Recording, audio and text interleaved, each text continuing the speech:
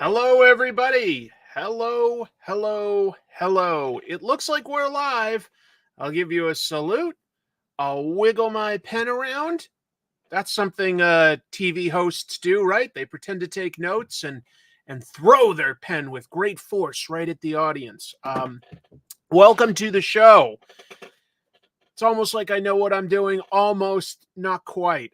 My name is Chris, and I will be your host tonight on the weekly Spinner Rack.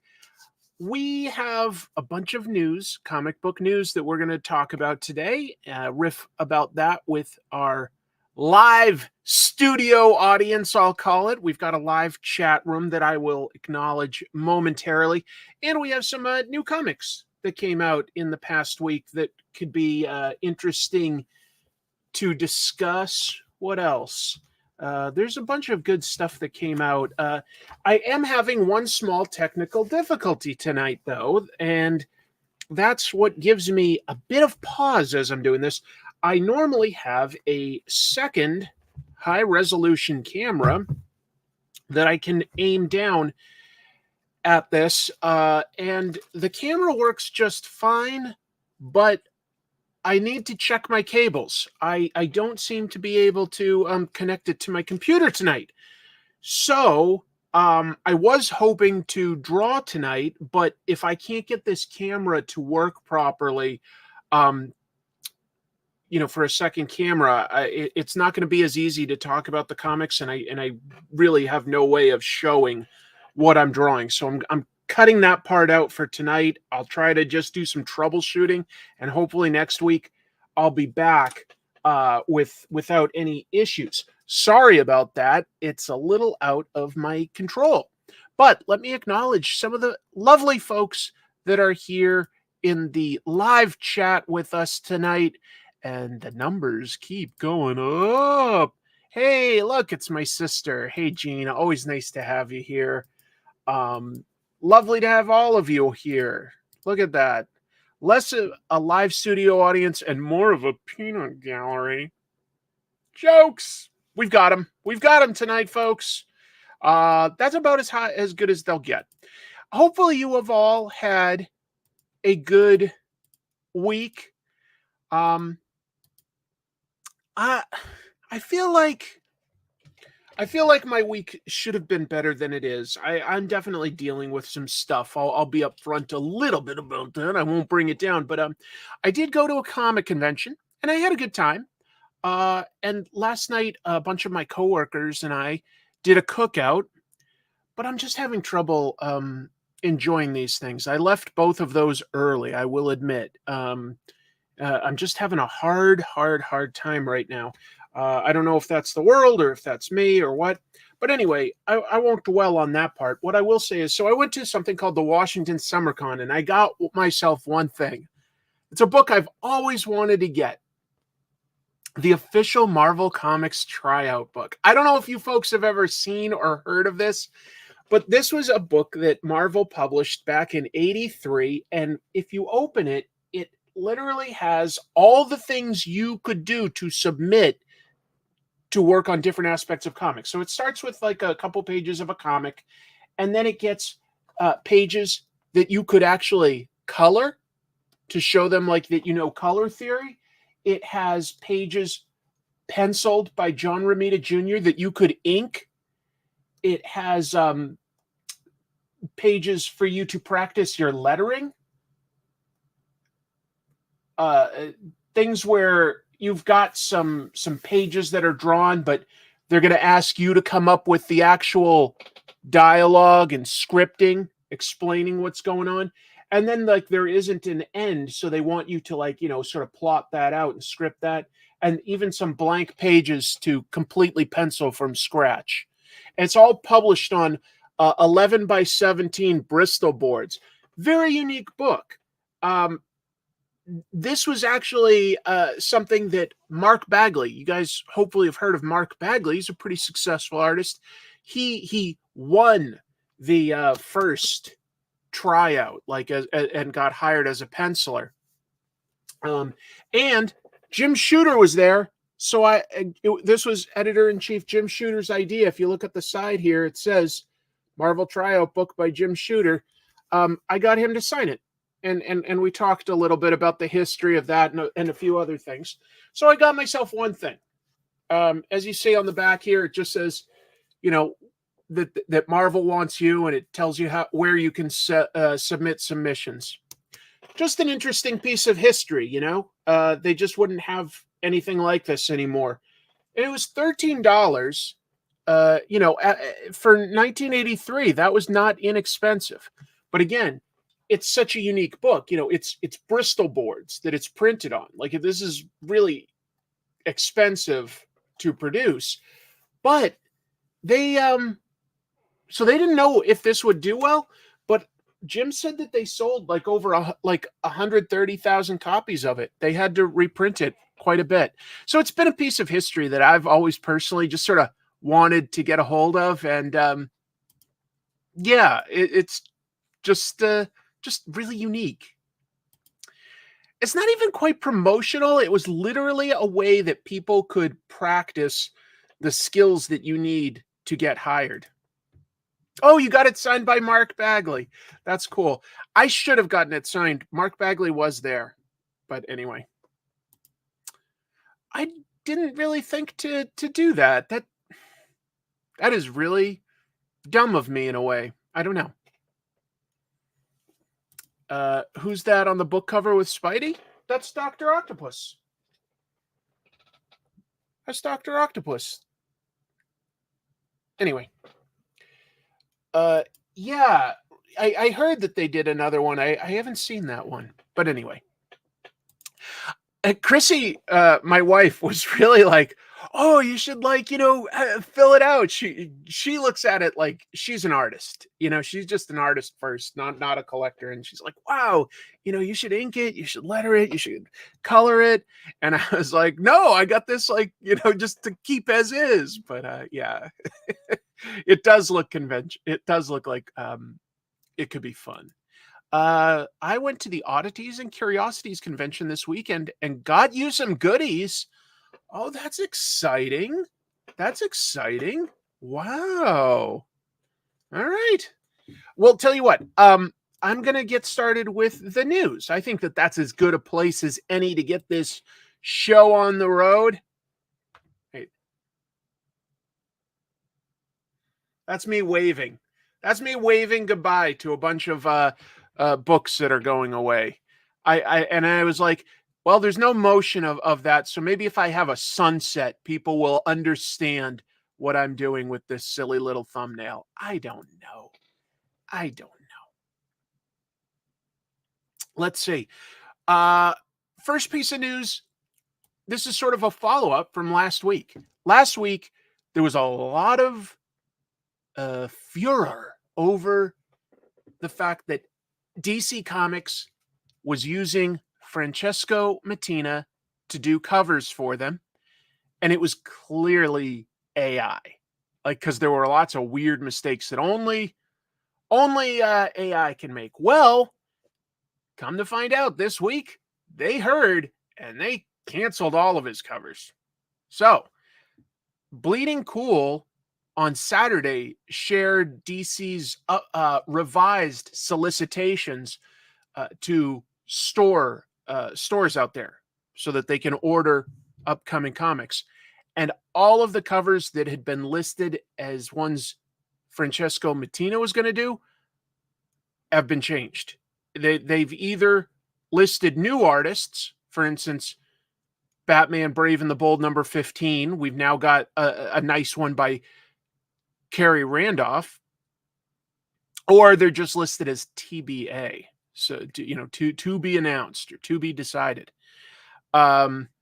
So that will be interesting. Here are the covers that they listed that they're pulling. Action Comics 1069, Brave and the Bold 15 through 17, Superman 17 through 18, and Dark Knights of Steel All Winter number 1. There were some cool variants for this last one, including one by Dan Panosian that looked good too. So anyway, we'll see. What's interesting is, look, DC always knew how he created his work, He's fast and he creates work that a lot of people like. A lot of people don't care that it's AI.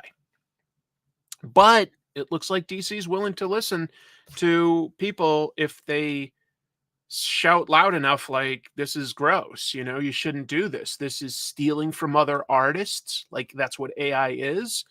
And, it's producing stuff with weird mistakes. Superman's iconic S shield literally didn't look right. You know what I mean? So yeah. Oh, you know what? Since we're talking about Superman's logo, let me back this out for a minute and we can bring up there were set leaks today of what Superman's costume will look like in the movie. So let me bring up a window. And we will I'll pull that up. Give me a sec here.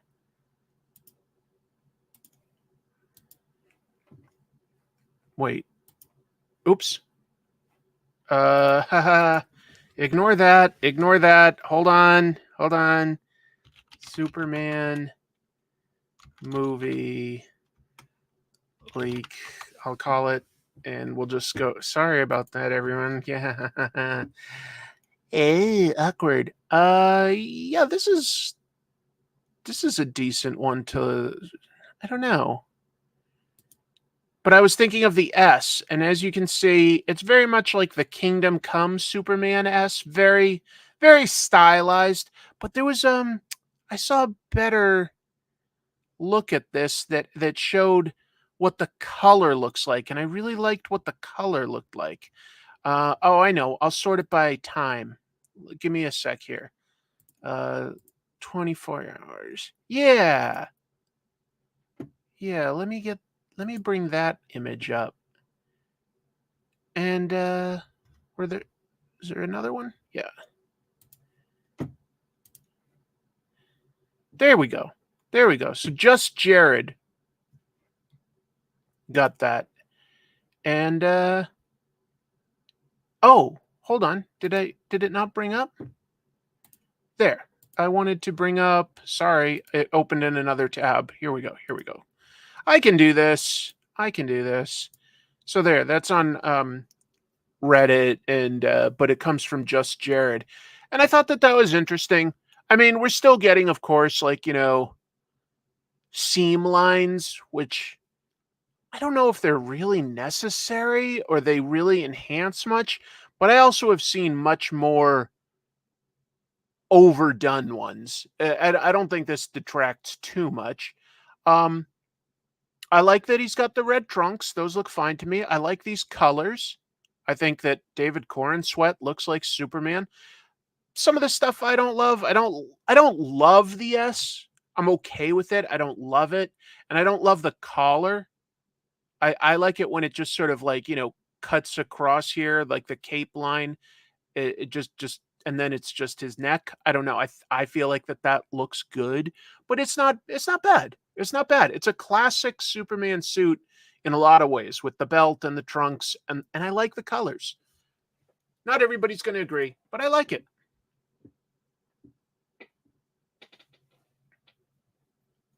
Yeah, the muscle seam lines, I don't know. I mean, maybe it helps enhance the musculature a little in ways that aren't immediately apparent to the eye. I'm sure the costume designers know more than me. Let's see. The S doesn't stand for Superman. It's a Kryptonian symbol for the House of L. I know that. But anyway. We'll see. You know what? Again, it's behind the scenes photos. That's not exactly what it will look like in action. So we'll see. I have seen Pearl. Fantastic, in my opinion. I liked it more than X, and I can't wait for Maxine so that we can wrap up that trilogy. But yeah, Corn Sweat was good in that. Not a very Superman role. Let me bring back the news, and I'll go on to my second little bit. There we go. So, are we going to get some Ashcan comics for whatever DC Absolute is? And I'm not talking about Absolute Power, the event comic that's happening this summer. I'm talking about the rumored Absolute Comics line. Let's see. It's hard to say.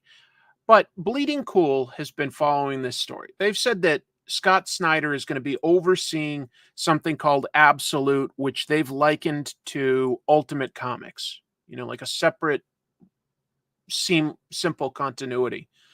We'll see. They reported that at SDCC, San Diego Comic-Con, this year, there was a notification from Diamond Distribution to a bunch of retailers that they could get free ash cans of something called DC Absolute. Well, that would indicate something big. However, Rich Johnston wrote about this in the same article, and he added that the notification may not be completely accurate. There's no specific confirmation from DC or any retailers about this, and that DC may not truly be launching an absolute universe. It may be something else. Oh, that's fair. What's an ash can? An ash can is basically, it could come in a lot of different forms, but it's sort of a proof of concept printing, mostly done for legal purposes, but sometimes for promotional purposes. So sometimes that means that it's printed in back in the day in like black and white. It could literally be anything. They're famously, DC at one point put together some promotional comics, and I shouldn't call promotional comics, some comics that they hadn't published, but they wanted to keep the rights for certain characters, and they printed just black and white photocopied books that they stapled in the offices, and they gave them to the creators that worked on them. But that technically was, they printed just enough that it was considered an official print run. Ash cans can take a lot of forms. Wizard magazine used to include the occasional promotional mini comic from Marvel, DC, Dark Horse, etc., and it would be referred to as an ash can. A lot of times it will be printed at a smaller size, but it doesn't have to be. Let's see. Which is the most famous ash can? It's something like I think Flash Comics #1, right? Is that the ash can? I'm gonna look that up real quick. Flash Comics ash can. Yes. So DC rushed out something called No, it wasn't DC. It was it?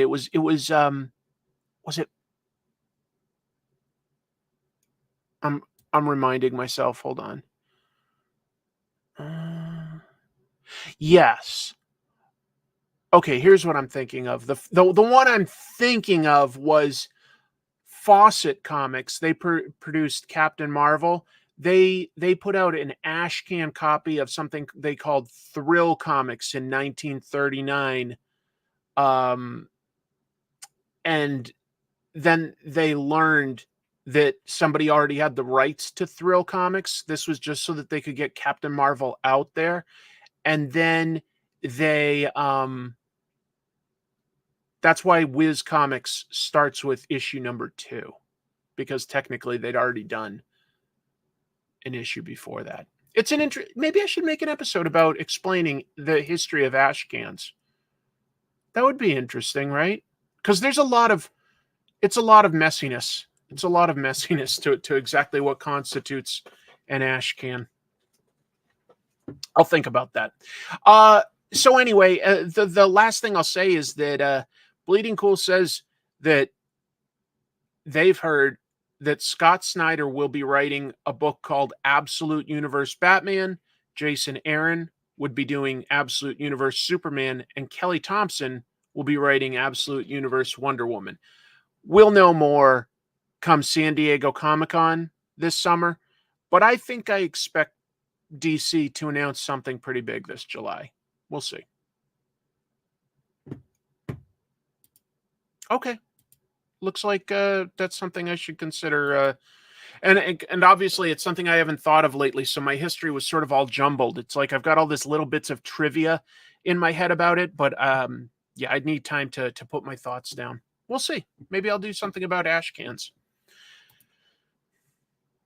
Marvel's going to launch an official podcast, and guess what they're calling it? They're calling it the Official Marvel Podcast. That actually comes out this week. Wednesday is going to be the first episode of their official podcast, and then it's going to come out weekly on Wednesdays, New Comic Book Day.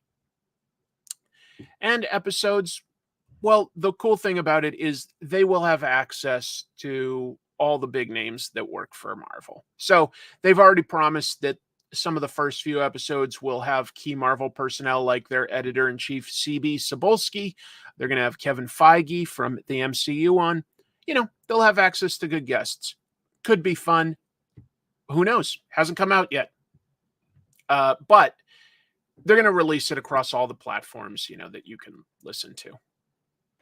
What do you guys listen to for podcasts? Do you listen to any podcasts these days?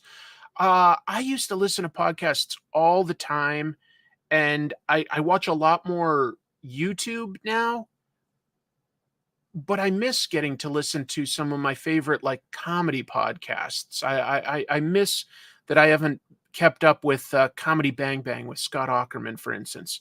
And I do love the occasional true crime podcast. My sister always has a couple good ones to recommend.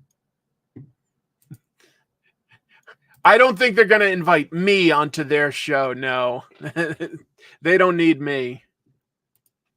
I'm aware of Johnny Ryan's Underground, you know, comics. Yeah, absolutely. Crazy stuff. Crazy stuff. Let's see. Binging You Must Remember This podcast. Okay. Mostly gaming podcasts. I forgot there's tons of bad movie review podcasts that I enjoy. Robservations. Right. Rob Liefeld has a podcast. I've heard that they probably will get Akira Yoshida on the show. This is important. It super depends. Is that the name of a podcast? Maybe. I mainly listen to podcasts on Spotify. The main one I listen to is The Weekly Planet. Yep. Love those guys. They're great. Mom Can't Cook. Don't know that one. Oh, Nerd Poker. Great one. Yeah. I the thing is I don't have a huge commute anymore, so that's why I'm not listening as much, because I used to listen to podcasts mostly during my work commute. Podcasts and YouTube all day for me. By the way, nice to see you here, Kevin. I appreciate how long you've been watching. I appreciate that a lot. Doughboys. I've listened to Doughboys a few times. Great idea for a show. Just checking out all the different chain restaurants. The Always Sunny podcast.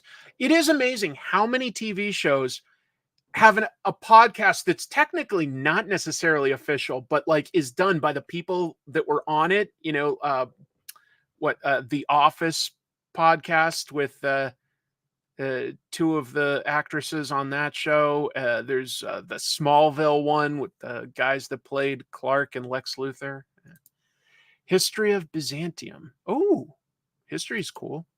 Magic the Gathering and comics. Oh, Smartless. Wow. What an amazing podcast that is. You know, just three actor friends that wanted to keep busy during the pandemic, and that thing has exploded. I have listened to some Smartless, and it's pretty much always really good. I also like Conan O'Brien's Conan Needs a Friend. And I forget that those are sort of podcasts because I watch them on video mostly. Thank you, EJ. You're the best. The Newgrounds podcast. Okay. I used to listen to philosophy podcasts on the treadmill. Then I got Audible and started listening to audiobooks. I keep thinking about doing that. Time for the Pastecast. Yes. A podcast by me about Paste Pot Pete. Yes. The best show with Tom Sharpling. I've always heard that that's fantastic. It's about time Marvel never seems to promote its comics in other media. It does make sense to have this, yeah. Angry Youth comics by JR. Oh, Johnny Ryan are fun. Behind the Bastards. a podcast with Akira Yoshida? A joke. If you guys don't know, Marvel's current editor-in-chief, C.B. Cebulski, helped himself break into comics by using a fake name and persona, pretending he was a Japanese writer to get work while Marvel was sort of starting a line inspired by manga artists and writers. And the thing is, Cebulski speaks Japanese. He spent time in Japan and he speaks it. And that's also, I think, part of what's helped get Peach Momoko to work for Marvel specifically, is because, their head editor can speak to her in her own language and make her comfortable and such. But yeah, just wild. He just wild that he tricked them, took the job that was meant for a Japanese writer, and now he's their editor-in-chief. It's a little weird. We went down some tangents. Let's refocus. This is pretty big news. The writer and artist of Amazing Spider-Man are moving on. Marvel announced that this week.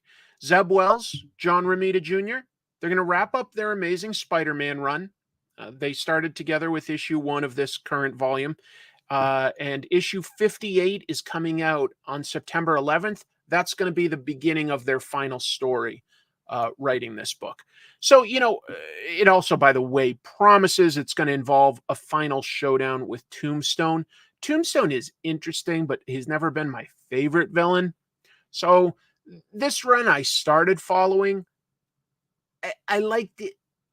I liked some of it okay, but I've liked work by both of these creators more in the past. It wasn't for me, and I did fall off.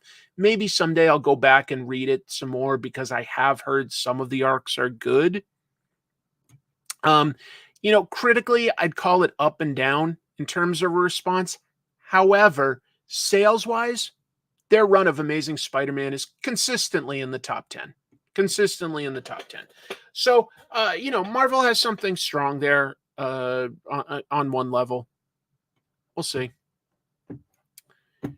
Right. The Looter. The Looter would definitely be a way better idea than Tombstone. I mean, but then again, you've got Big Wheel. You've got whoever the guy is that shoots rings. I was going to say you could have White Rabbit, but they actually have used White Rabbit, so who knows? Hasn't been announced what they're doing next. Hasn't been announced who's on Spider-Man next. First step is they're just telling us that this creative team is moving on. So there will be obviously more news to come with Spider-Man and with both of these creators. Zeb Wells has had an interesting career, in both TV and comics. I thought it was a little sad to hear that, he and SNL actress Heidi Gardner are getting divorced. They've been together a long time, and I thought that was an interesting team up. Comic book writer and an SNL cast member. You just don't think of it, but they seem to be like in a good place. But yeah, they are getting divorced. Couldn't any creative team keep that title in the top 10? No, let's just say that. Not any team. No, I don't think so. I think that you could slot in, Joe Mudd and PD Nobody, and it would not sell well.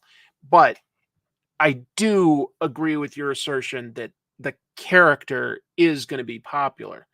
But not every Spider-Man. There's a couple Spider-Man books, and they're not all in the top 10. So anyway. Paste Pod Pete. That is pretty good.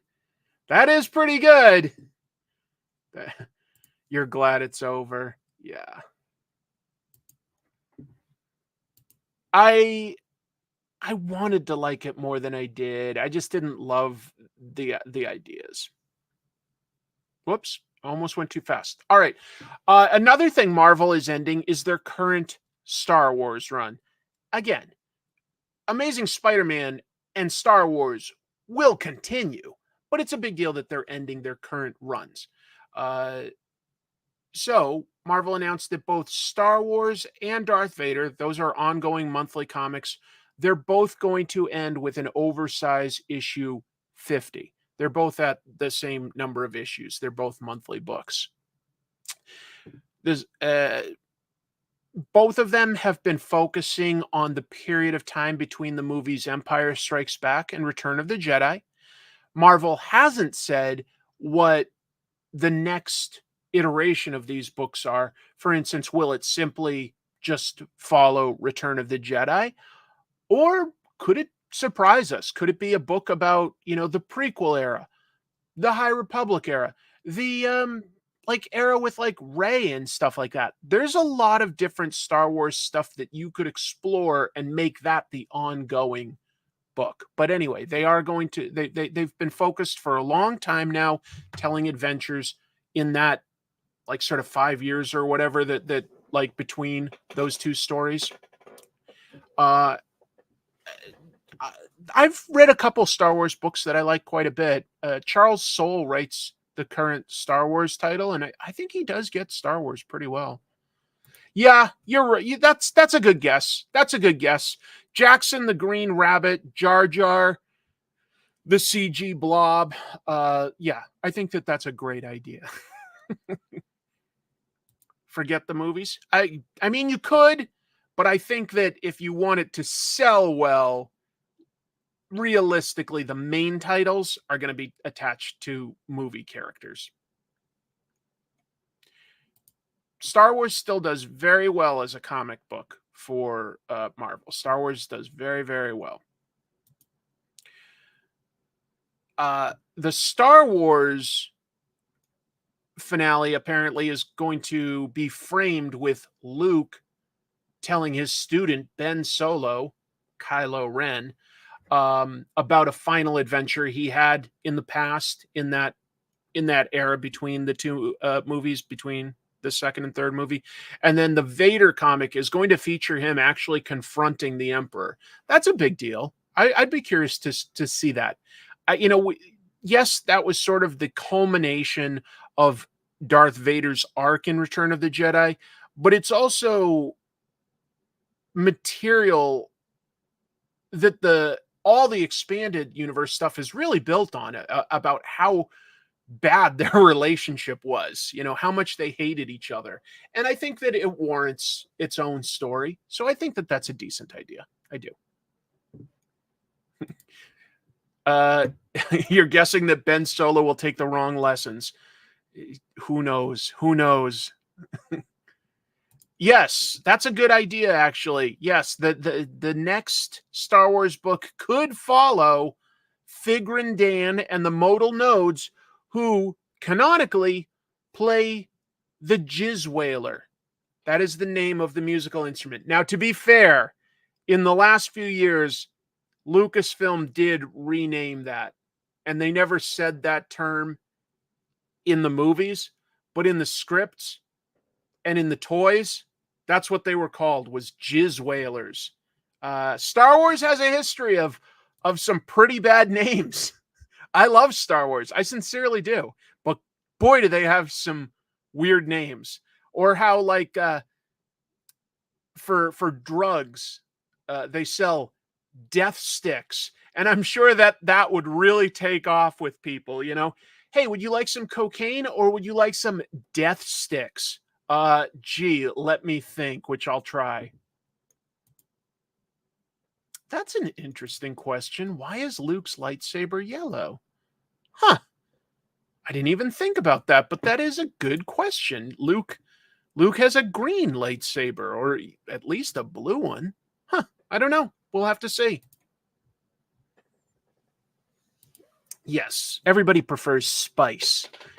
You would try a drug called spice. I don't think you would try a drug called a death stick. Most people wouldn't. McClunky, that's right. They where Greedo says McClunky when he dies. That was an update. Boy, they have some weird decisions. They have some weird decisions. That would be the color of my lightsaber. Turd colored. Turd green. What? Your turds aren't always green? All right. Let's see. Here's one that's just, I don't have a lot of news, but it brought back some 90s nostalgia for me. Marvel's launching a new Ghost Riders book. Writer Sabir Perzada is going to write it, and it's called Spirits of Vengeance, and it features the return of Michael Battolino, otherwise known as Vengeance. Back in the 90s, when Ghost Rider became very popular, he got an initial adversary that quickly became an anti-hero named Vengeance. Similar sort of powers and everything, but he was a little more extreme. 90s extreme. Michael Battolino was a cop that admired the Punisher. And so then he got Ghost Rider-esque powers and called himself Vengeance. And instead of just a flaming skull, he's got a flaming skull with spikes on his head and big fangs. That's how extreme he was. Anyway, this book promises to roll in all the previous Ghost Riders, all the previous people that have been a Spirit of Vengeance. You know, Johnny Blaze, Danny Ketch, Robbie Reyes, The Hood, even Kushala. Kushala was I think Apache in the 1800s. She was the Sorcerer Supreme of her era, like Doctor Strange. And she got the Ghost Rider powers, and she did end up in the modern day. So anyway. Yeah, it's almost like I know what I'm doing with the occasional little pun. Yes. It is Apache. Yeah. So anyway. Could be fun if you like Ghost Rider. Why not throw them all together? Somewhat similarly, and just as extreme, Blade Red Band, a new Blade series. So there's going to be a new Blade book. It's going to be written by Brian Edward Hill, art by C.F. Villa. C.F. Villa has recently been the Avengers artist. It's going to be a 5-issue series. I thought Marvel recently said, Tom Brevoort said, like that they were going to be doing longer series, not as many short series, but I haven't seen that actually in play yet. But anyway, October 9th, they're launching a new Blade series. Hill was the writer of the previous Blade series. It built up to the current event, Blood Hunt, where Blade is a villain. So what happens after Blood Hunt? Well, that's kind of what it says it's going to be about. But first of all, it also says it's going to come with a Red Band polybagged edition. That's Marvel's current thing is, you know, parental advisory, explicit lyrics. They have variants with a little more gore, and it comes in a poly bag so that you know, if you're 15 and you want something a little more intense, you get that version. It's not the best cover. I agree. It would be a fine panel. It doesn't tell us a whole lot. It's kind of simple.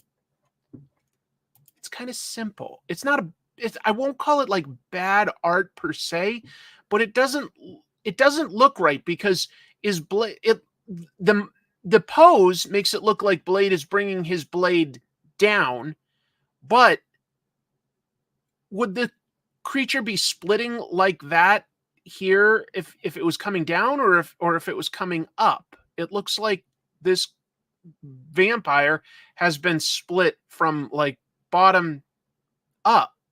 It's like it doesn't quite match. It looks cool for a moment, but it doesn't look quite right to the eye. I don't know. The new series will directly follow from Blood Hunt, and what they've said is, and they're keeping it vague so that they don't give away whatever happens in Blood Hunt, but they're saying that it will address questions of how much vampire and how much humanity is in Blade following those events. It's not really a reboot. It's more like it built up to something. They've got Blood Hunt, and then they've got a new thing. Think of it like volumes at this point. Think of it like volumes. I do expect logic in a comic. I hold my comics to a high standard. I don't know. I don't know if he's a hero again. I feel like there's a chance that he's not, and that it'll be like getting to a point where he can become one. I don't know. I don't know. But that's something that's coming. This is a little sad, but I wanted to talk about a writer that I really, really love. It is an excuse for me to put, in my opinion, an underrated writer on people's radar. Boy, try saying that 23 times fast, and then say it twice as fast. Peter B. Gillis. Boy, did I like his books.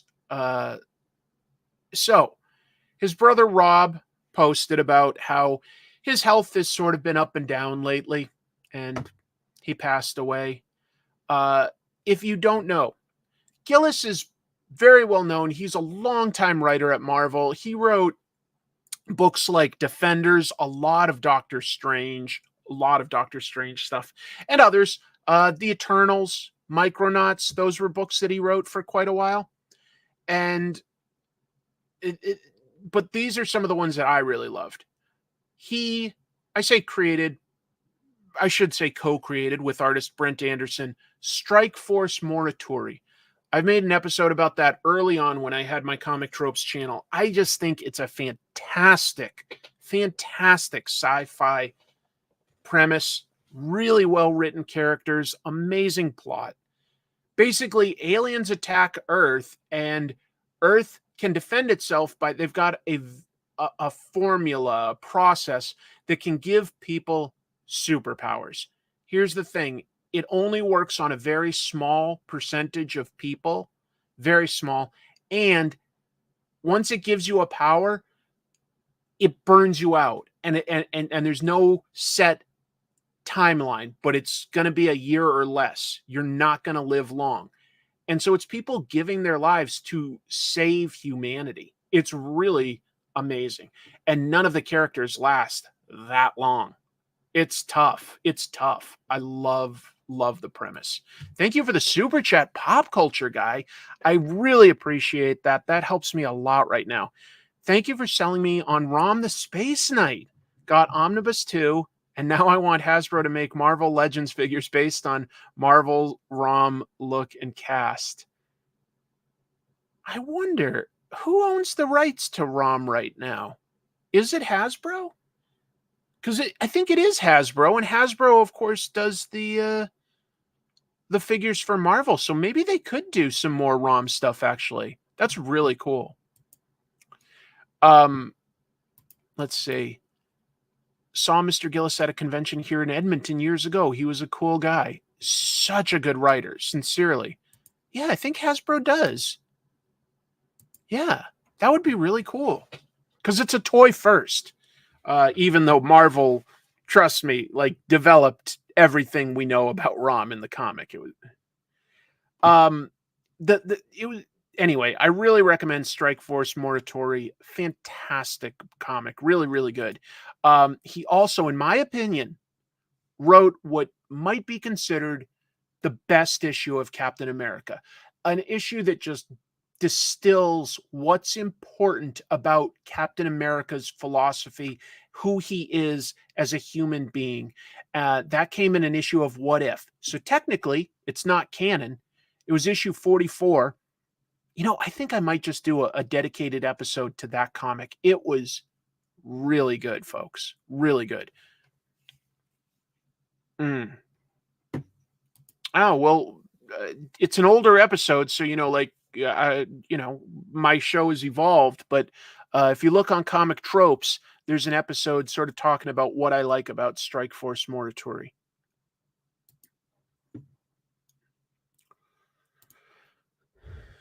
No, not the one where Cap is elected president. It's the one where Captain America wakes up in the modern day, which, just amounts to about like 20 years after his reboot in the 60s. But it's enough that it changes the world, and a lot of stuff that's come after has really taken a lot of that I would say that what am I trying to say?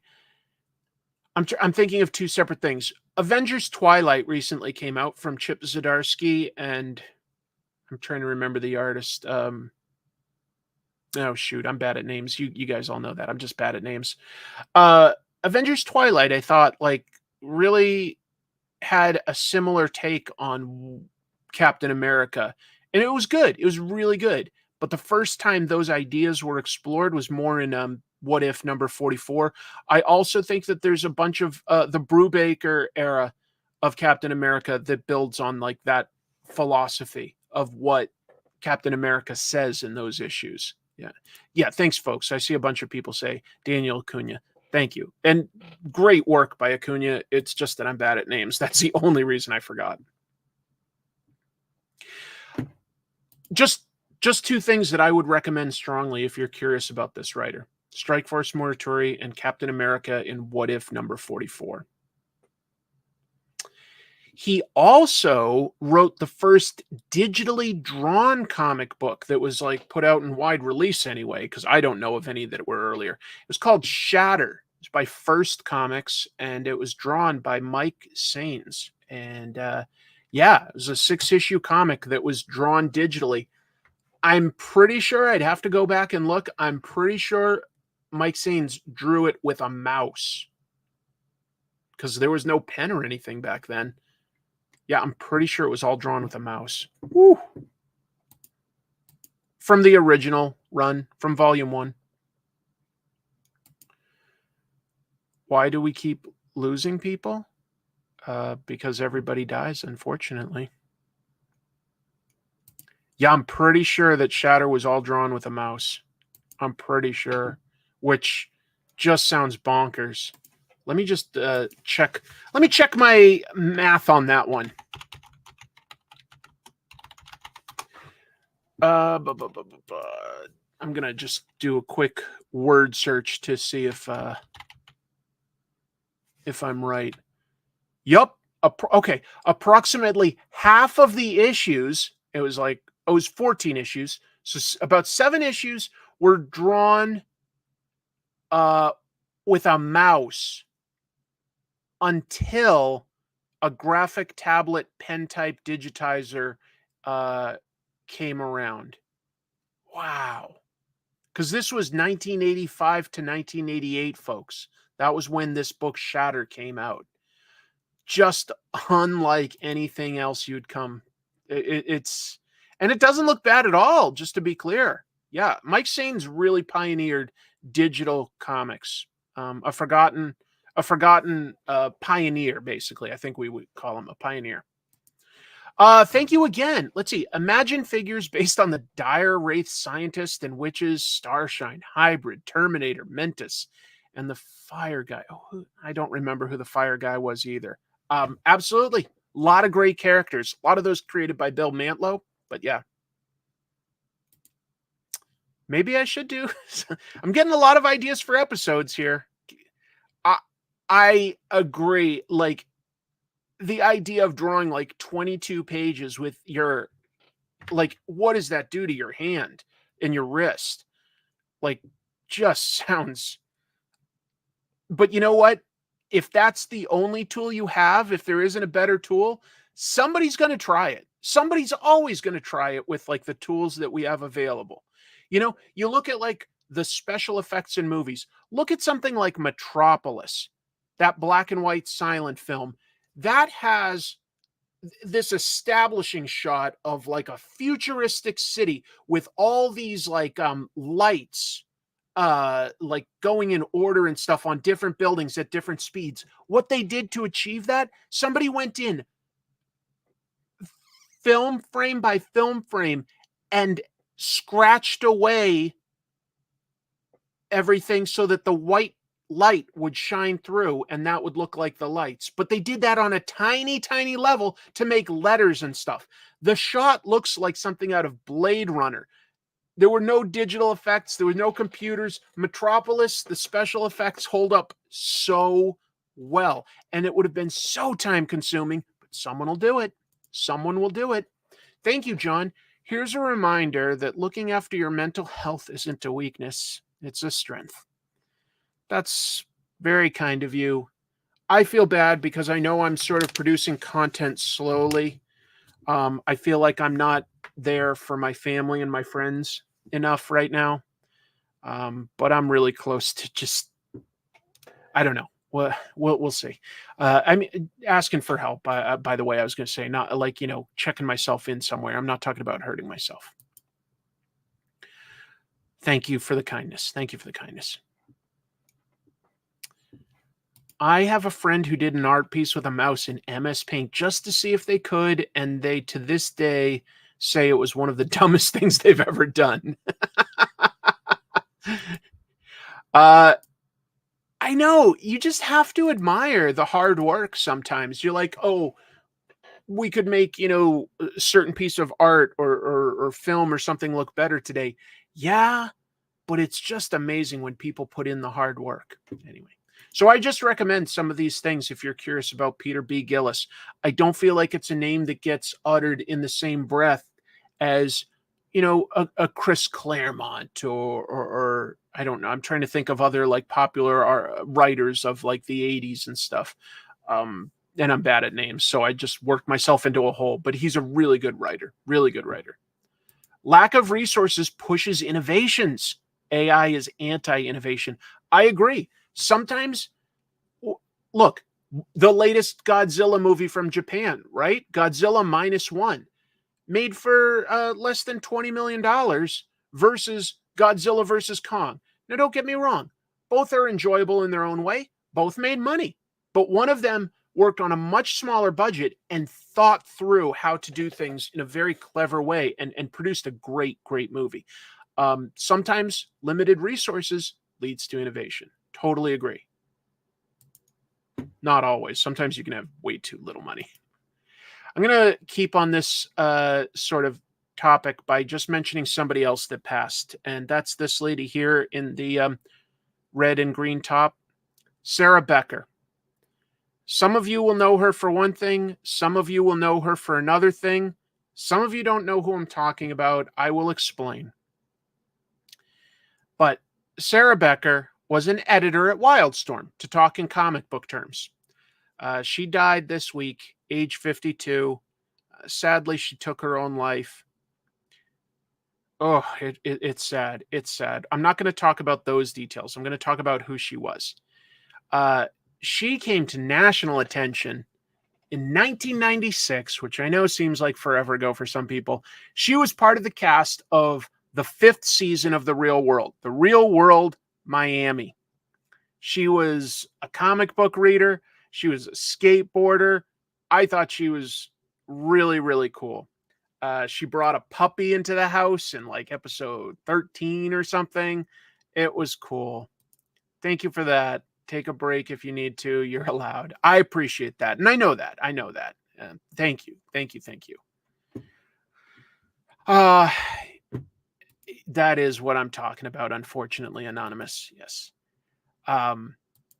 Just a really fun person, though, like in those, it's going back in time, The Real World, but she was an early cast member of it. And I remember in 96 just being excited that there was somebody on a hit show talking about comics that was into comics. I remember just thinking that was the coolest. She worked at a comic shop, I think, before she did that show. But after that, she became an editor. She was famously the editor on Gen 13. She knew J. Scott Campbell very well. I believe she briefly had a roommate who became J. Scott Campbell's wife. I'm pretty sure I'm remembering that right. So anyway, just a really interesting person. And it's sad. I guess she had a lot of pressure on her. She had moved to Illinois to help take care of her family. And I don't know what else was going on. It's sad. But I just, she really helped get comics in front of people, and she worked with Jim Lee very closely for a long time. So Really, really cool. And I just wanted to honor her contributions to the medium. Switching gears completely, but I don't know how else I could have done it. And I didn't want to end on that. I'm going to talk about Skybound releasing Marvel's Transformers run. Now, they currently have, for like about 3 more days, maybe 2.5 more days, something like that, 2 days, their Kickstarter for their G.I. Joe compendiums. Transformers, they're actually releasing to stores, but the G.I. Joe compendium is just a notch shy of hitting $3 million off of their $50,000 goal. It might end up being the most successful comic book Kickstarter. I got to double check, but it's got to be in the running. It's got to be in the running. But anyway, that's their G.I. Joe project. 2 more days for Joe. It's a really good value for what it's a lot, because it's 3 compendiums, and that's a lot, but you get a lot with it because they've unlocked so many stretch goals. So many stretch goals. Some of it is because it really helps you know exactly how many to print. Sometimes it's really hard to gauge the interest in any way other than talking directly to the consumer, and that dictates how to do it on the right budget. That's why they do it. Yeah. Anyway, yes, I do have news on how they'll handle the copyright stuff. Let me get into it. So anyway, yeah, Transformers had a run for at Marvel. New cover, obviously, by Daniel Warren Johnson. New cover. But Hasbro and Skybound announced that they're going to release 2 compendiums that will collect the entire Marvel run of Transformers. G.I. Joe ran longer, that's why it gets 3. But Transformers, they're going to be able to fit it into 2. And look at some of the names up here. Names you don't always remember, but I do, as somebody that Transformers got me into comics. Bob Budiansky was the main writer. You had Frank Springer was one of the artists. Don Perlin, somebody that, passed away recently, mostly from old age, but famous for co-creating Moon Knight. Jose Delbo. I think Jose Delbo was a really solid artist. I think did a bunch of Wonder Woman in the 80s too. So anyway, what else? The first volume, the first compendium, is going to collect issues 1 through 44 of the original Transformers comic and Headmasters 1 through 4. That was a limited series. This will actually hit stores April 9th next year. April 9th. And then later in the year, a second volume will contain the rest of the Transformers run by Marvel. So that's kind of cool. They have confirmed that it's going to include Spider-Man. They somehow worked the rights out. This was a book by Marvel. Issue 3, if I'm remembering right, had Spider-Man in it and a bunch of other Marvel characters and cameos. But Spider-Man was really prominent.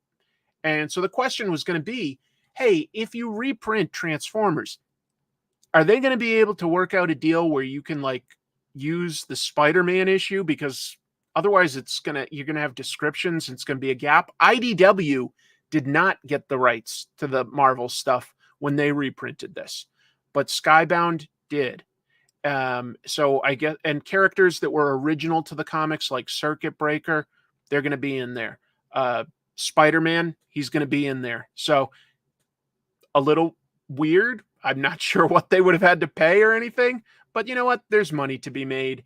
And I think that Marvel is just probably interested in having a good relationship with Hasbro in case they ever could do something else together. Hasbro does all their action figures. So Marvel and Hasbro actually have a pretty good relationship, even though Hasbro's going with Skybound to make this comic. You know what I mean? Like Hasbro and Marvel get along pretty well right now.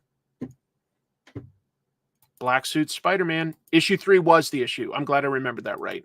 I'm going to buy it now. I don't know how much it would cost. 44 issues. It depends if I haven't heard if it's hardcover or softcover. Let's just say $60 or thereabouts would be very reasonable if it was 60 or 65. Oh, okay. I assume you're pulling that from somewhere since you said $64.99. I didn't see that, but that sounds reasonable to me. So could be fun. If you haven't read it, it was Transformers was very new at this point, and the comic was being created at the same time that Marvel Animation was doing the cartoon.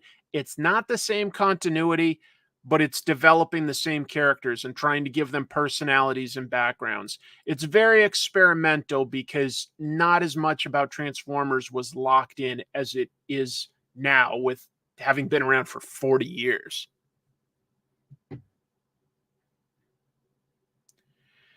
So I'm going to, in a minute, have a small spoiler to the end of the Boys comic, but not quite yet. But basically, this is about the Boys showrunner says that they're not going to do one twist that was in the comics. So Eric Kripke is the guy that is the head writer and showrunner of the Boys. He was interviewed by Variety talking about their show, and he explained that the TV adaptation of The Boys is going to avoid one big twist from late in the comics. And so this will be a spoiler. It's not about the end of the whole book, but it is about a comic that came out in 2012. You've had over 10 years to know about this if you care. I'm giving you this warning. I'm about to pull up my next bullet point, which will reveal what this twist was. But to be clear, if you're only interested in the show, it's not going to affect the show because they're not doing it. Okay, here we go. Here we go right now. This is a quote from Kripke. In the comics, he's talking about Black Noir. In the comics, he's a clone of Homelander this entire time and is actually the one doing all the horrific things. And again, it's a hell of a twist. But it's like, well, wait, the villain I've been following isn't really the villain. And mileage varies, and I'm sure fans are mad. I'm not going that way, but that felt not as satisfying to me. I'm like, if I'm going to follow this villain, I want this guy to be the villain. So I was never really into the clone idea.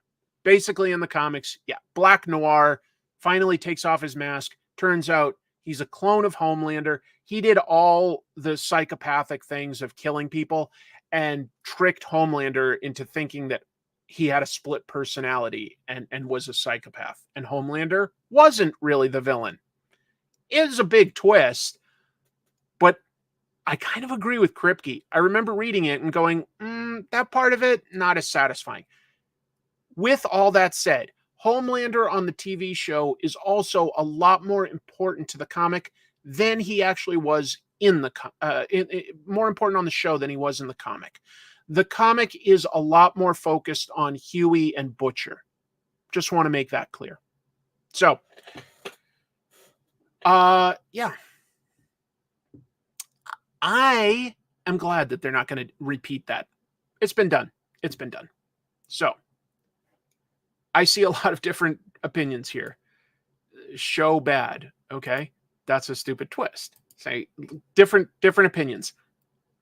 I thought it read fine as the comic, but it wasn't very satisfying. Right. From the beginning, Kripke has intended Homelander to be who he appears to be in the comics. And I liked it. I like the show a lot. I'm going to move on. Okay, starting fresh because I put chapters in this and I don't want people to accidentally be spoiled or surprised. Just going to talk about sort of a local comic shop thing that got robbed. Maybe spreading the word helps. I like both the comic and I love the show. The comic is interesting. It's commentary on comics. It's very dark and sarcastic and it's very dark, like humor. I like the show more, but that's just me. As far as you asking, should you read it? But let me talk about this this burglary. Because it's wild. It's so brazen, this burglary. 3 comics each priced at $7,500. So basically, you know, like this or close to it. Like this shop lost over $20,000 of merchandise with 3 comics that were stolen. And this is in a town called Lauderhill, Florida. Okay. Tate's Comics, Toys, and More said that they were robbed between 3 p.m. and 6 p.m. while the store was open just this past Thursday. The comics taken: Amazing Spider-Man #1, X-Men #1, and Incredible Hulk #1. Key issues. They were taken from a glass case, this glass case, while cameras were running, so hopefully they've got some details there. They haven't given everything away in the news reports. But the thief had to pick a lock while there were customers and employees around.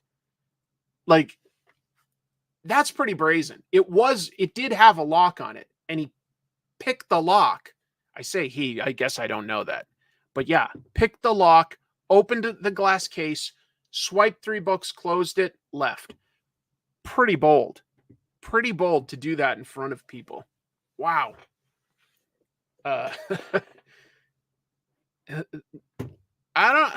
You say the brave and the bold. That makes them sound a little heroic. So, no, it wasn't a smash and grab. Exactly. Exactly. Nobody, that's why they also have like a 3-hour window. They're not 100% sure. Maybe, but they, you know, the news interviewed the store owners and they didn't hint at anything like that. But I'm putting this out there because they were slabbed. I don't think that they were graded by CGC. I think that they were graded by a different company. Something like, is one of the companies called something like XJF that grades comics? I'm not an expert on comics grading, but it's by a comics grader. And that just means there will be distinctive features on the comic that have already been noted somewhere. Hey, Andy, nice to have you here. Yeah, cue the Mission Impossible theme and get Andy flown out to Lauderhill, Florida, because that's what he's saying, is he's volunteering to solve this case. PGX, that's probably it then. That's probably it. Oh, okay, yeah, then it's definitely PGX graded these. I remember reading that in the news. Hey, all I want to do is like put it out there. It's crazy to me that this could happen while a store is open in like sunlight with people around and stuff. But yeah, I feel bad for the store. That's a lot of value. That's a lot of value. I hope that they get it back. My Hero Academia, pretty huge, pretty popular manga series. It announced its end. We knew that it was nearing its final arc. The creator has sort of said that it was getting close, but we didn't know exactly when. And they announced it, and it's really soon. It's really soon. Publisher Shueisha, they do Weekly Shonen Jump. They announced the final chapter of My Hero Academia. And I mentioned that also because beyond being a popular manga, it's a superhero manga. There's not many superhero mangas, but this is superhero. They're gonna have the final chapter come out August 5th. August 5th. So like what, a month and a half? Not even. It comes out in the combined Weekly Shonen Jump issue 36, 37. I just have a representative cover. This was issue 19 from this year, but issue 36, 37 of this year is going to come out, and that is going to be the final chapter. So it is almost over. It is almost over. Here's a quote from the creator, Kohei Horikoshi. Apologies for the 2-week break. Oh, I know. Yeah, so bad that you took a hiatus for all of 2 weeks. My schedule piled up. There are just 5 chapters left until the manga's end. Some might think there's still 5 chapters to go, while others may think just 5 chapters left. But I'll do my best to make sure both camps enjoy those last 5 chapters with Deku and the others. It was a rocky road, but I was able to draw Deku and his friends for nearly 10 years. Thanks to everyone who kept on reading. It was a dream. Thank you so much. Well, let's meet again in Jump. I'd be curious to see what the creator makes next. I liked My Hero Academia a lot for the first maybe 6 to 7 years, and then it's sort of built to these students just literally just being the superheroes and teaming up against this supervillain cabal, which isn't too bad, and the art is still good. The art is still very good, but the story I liked the most was seeing them get trained, and it seemed like, okay, they're getting better, and then all of a sudden they just sort of leveled way up, and it wasn't like there was a time jump. I didn't love that part. But I do have still a fondness for a lot of these characters. I always thought that it was going to calm down, focus again on their schooling, and that, like, they'd build on like the romances and friendships between the characters that were at school. I thought that we were going to see so much more about that, and we just didn't get a lot of that. Ultimately, we got a lot of that in the first few years, and it reminded me in the best way possible of some of the best issues of New Mutants, maybe even New Warriors, but like those, and Teen Titans. Now that I think of it, teams with young characters, it was really, really good at that. It's just that it built to something more and more epic, and it became a little less character based and a little more plot based. And so I just, I didn't love that as much. It looks like I'm not the only one that feels that there may have been a change. It's been spinning its wheels. I think it just went in a direction that we didn't necessarily see coming as fast as possible. Yes, that is Shigaraki. But still a hugely popular manga title that's going to be ending soon. And, what's going to fill the void? When we talk about what are the biggest shonen manga right now, maybe something newer like Kagurabuchi. I don't know how to pronounce that one. I'm trying to look like at the last Shonen Jump that I picked up a little over a year ago. I mean, One Piece is still going, and it's got a ways to go. But most of the popular shonen manga has sort of ended, and there's a void to be filled by I guess Sakamoto Days is becoming more popular. But Tokyo Revenger's already wrapped up. What else is there like for shonen? I guess you could sort of say that Dan to Dan, but this is published. Dan to Dan is published on the Jump mobile site, but this should be published in print. It's a fantastic book. This is really funny, action-packed, and great art. Dan to Dan. Kagurabachi rocks. Oh, right. Yeah, I guess right. Okay, now it's popping into my head. As soon as you say Demon Slayer, we've got Demon Slayer and Jujutsu Kaisen, right? Jujutsu Kaisen is still going, but I don't think either of them are going too much longer. I don't think so. We're just sort of at a point where I think a few of the popular shonen manga are about to wrap up, and there's going to be a void to be filled. But then again, it might be filled by some of these same creators. Did Demon Slayer end? I haven't kept up with that one at all. I don't know. I'll move on. I think it did end. As long as I'm talking about manga stuff, I wanted to mention this. Japan's largest digital comics provider sold itself this week. Spy Family is also one that's done digitally. It's not. It isn't like a weekly print release.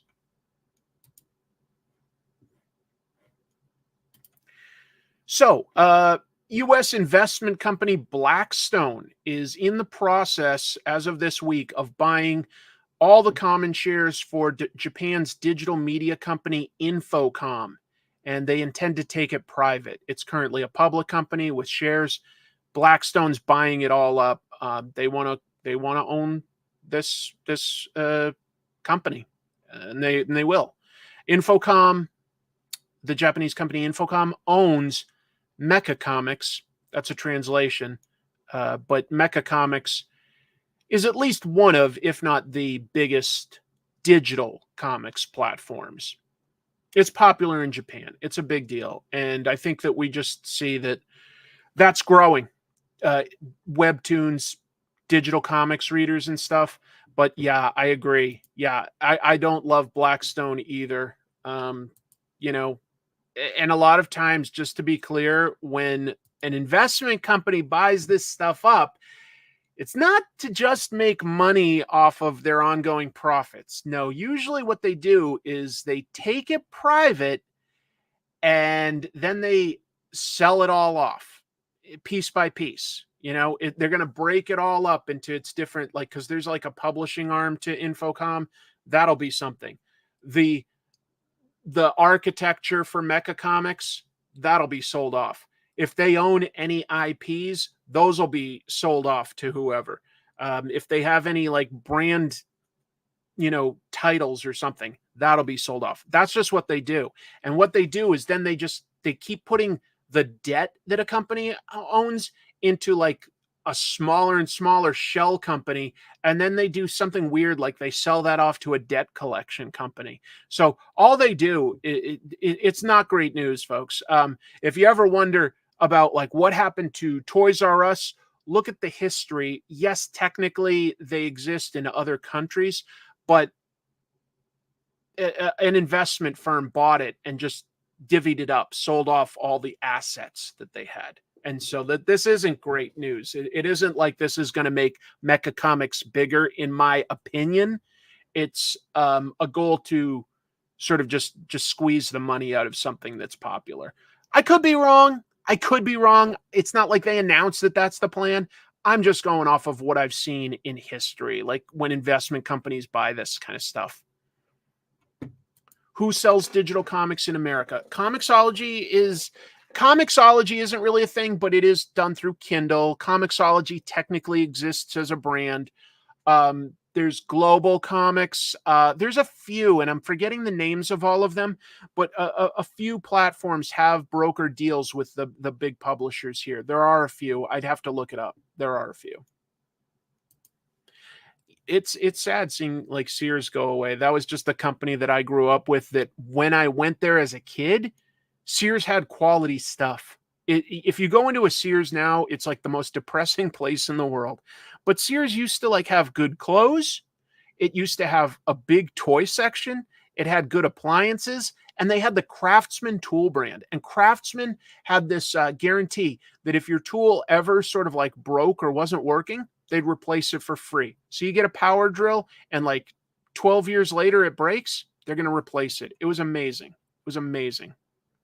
Yeah, Global Comics is the only one I've explored a little bit, and they do seem like they've got a lot there. Oh yeah, digital comics is really profitable because usually they don't charge very much at all to read this stuff.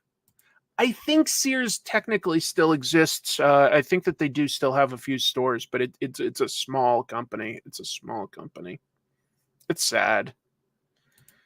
Come on, kids, put on your Sunday best. We're going to Sears. You're not totally wrong.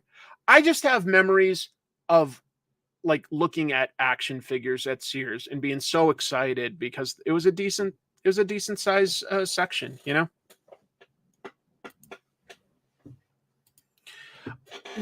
I miss Toys R Us and Blockbuster a little, but I will also admit they both had problems. They were both overpriced and did not always have in stock what you wanted.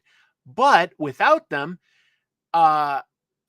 you have to get this stuff online. And sometimes it's very satisfying to go into a store, see what you want to get, and go away with it.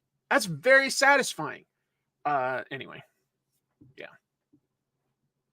That's right. That's right. That you could get your official photos taken there too. They had everything. It was a big store. Like towards the end though, when they're all going out of business and stuff, they're just empty. Olin Mills. Yeah, Olin Mills was the photographer. That's a good question, Jeannie. Maybe they've been at both. It's possible they've been at both. They had Megos and Ices and Kettle Corn. Oh man, yeah, that's another thing for kids of the right generation. Basically, Gen Xers, and I'm sure anybody younger like is already like totally burnt out on what I'm talking about. But Sears would always release a Christmas catalog, and it was free, and you take it home, and they'd have everything that they carry with like order numbers so that you could go into the store and get it. But there was a thick section of all the toys, and it was so fun. Yeah, it's just amazing. They started out as like basically a mail order catalog for farmers, and it just grew to an amazing, amazing company. It was definitely at one point the most successful. It was the Target and Walmart of its day, but it isn't anymore. It was a really cool place. It had stuff for everybody. It had it for everybody. We're talking about Sears. That's what this is. The refrigerator I bought at Sears 23 years ago is still kicking. I kind of was amused. This is so dumb, but the appliance section, for some reason, I don't know why, but they had up high, because they had high ceilings, they had up high some air blower thing, and they had a beach ball that was constantly being blown and spun around. It must have been tied to like an invisible like fishing wire, but maybe not, because I remember it spinning. As a really little kid, that's just an early memory of mine, of that like beach ball every time I went into Sears, just spinning in the air. I don't know. I'm going to have to go watch Company Man after this. Isn't that the channel that like talks about like businesses that have gone away? Last thing I'll say is the bid to buy that, once you add it all up, it's going to amount to $1.7 billion to buy all that stock. So this is not an inexpensive purchase. Not at all. You know what? That makes sense, Jeannie. It probably was to sell air conditioning units. That makes sense. I do remember Woolworths. By the time I was like old enough to shop at Woolworths, they no longer had their lunch counters, but there was still one in there was one in New Orleans when I started going to school, but it wasn't there by the time I finished. But it was like a convenient-ish place downtown that you could just pick up like, just everyday stuff. It was good. Oh, thanks for the super chat, Pop Culture Guy. I really, really, really appreciate those. I have only watched a few episodes of season 1 of Sweet Tooth, and I liked it. I really like Jeff Lemire. I think he's a very talented writer that writes some very heartfelt characters, like really grounds them in real emotions and real desires, so that no matter how fantastical the world is, he always has some characters I can really get behind. Yeah, but I'm not an expert on the TV show version. I've seen that it's doing well, and that makes me happy. Yeah, you know what? I think I think I may have gotten a couple of those, like, or my mom may have, because I think that I did have a couple 3-pack things from Woolworths back in the day. Woolworths also has some amazing history to it, because their lunch counters were in large part the ones that were used during civil protests in the 1960s here in America, when, things were sectioned off, like blacks and whites, and people would just like sit in the black people would sit in the white section, ask to be served, and then just quietly sit until they were dragged away by the police, just to make a point. Very brave. But Woolworths was like very much like almost always the lunch counter that was in a lot of those stories. I did not know that. Woolworth is still around in the UK? I had no idea. I got to watch that later. We went down a tangent there. As long as I'm talking about manga, one really popular one right now is Oshi no Ko, and I don't read or watch that, but I definitely have a coworker who really likes it, and it sounds like a fun, like really cool idea. Anyway, there was a teaser trailer this week for a live-action movie version. Let's see. So, Oshi no Ko is a manga series. It's written by Eika Akasuka and illustrated by Mengo Yokoyari. About it's about a bunch of things, but I'd call the main character this doctor, an OBGYN, who is the doctor for a very popular Japanese starlet, and he ends up getting killed by one of her obsessive fans. But he then gets reincarnated as that star's one of her twins. And the other twin is also a reincarnated person. And so he remembers his past life, and he wants to find who killed him. And there's more to it, but I'm not trying to give it away. Sorry. Love the Oshinoko anime. I've heard really good things about it. I would love to find an Ollie's. I don't have one near me, but it looks like they've got good stuff. The plot is bonkers. Yeah, the art looks good too. I think it looks really cool. Wait, what? This is hilarious. Did you hear about the lawsuit about a guy who got assaulted for spoiling Oshi no Ko to his coworker? I did not hear about that. I'm not laughing at the actual assault. I'm laughing at how extreme that is. Oh my God, what a reaction. That is so crazy. That is so crazy. I'm going to look that up later. Justified. That's awful. The writer is also the creator of Love is War. I'm going to check it out at some point. I'm going to get around to it because it, like, a lot of people like it. It's a super quick teaser, folks. It's in Japanese because it's for Japan. It's 46 seconds long. But the trailer came out. That comes out in Japan in December. And it's going to be preceded, and I'm not sure how they're connected, if at all, but there's going to be an 8-episode live action series on Amazon Prime in November. I think they're connected, but I'm not 100% sure. I'm not. That's a rabbit hole I haven't gone all the way down yet. Probably stuff like that happened for Game of Thrones. That was pretty damn popular for a while there. That was pretty damn popular. Yeah, I think that, like, idols are an interesting piece of pop culture. Culture. We don't really have them here in the US. I mean, we might be fans of some others, but certainly throughout Eastern and Southeastern Asia, pop idols are popular, and it's a very specific sort of job, But yeah. Oh man, a live action adaptation of Naoki Urasawa's Monster is just going to be huge. They got to get to it someday. I hope that it's somebody with deep pockets like an HBO, because that would be an incredible show. They want to make it in Japan and just translate it, like, fine. That would be great too. That would also be great. But man, I would love that. You got your picks taken at Olin Mills at JCPenney's, going back to a previous thing that we were riffing on. Yeah. Yes, we have influencers, which in some ways are similar. That's fair. Yes, but not quite in the same way. I'd have to think about how you break down the difference between a Japanese, or like a J-pop or a K-pop idol compared to just a pop superstar. I'd have to think about that. But there's a lot of similarities, but there's also some differences. I'd have to think about it. Good question or comment. Here's one that I didn't expect to see as a crossover. I've got this and a couple more pieces of news. We're almost done. Power Rangers and Usagi Yojimbo crossing over. And look at, this is a variant cover done by Stan Sakai himself, the creator of Usagi.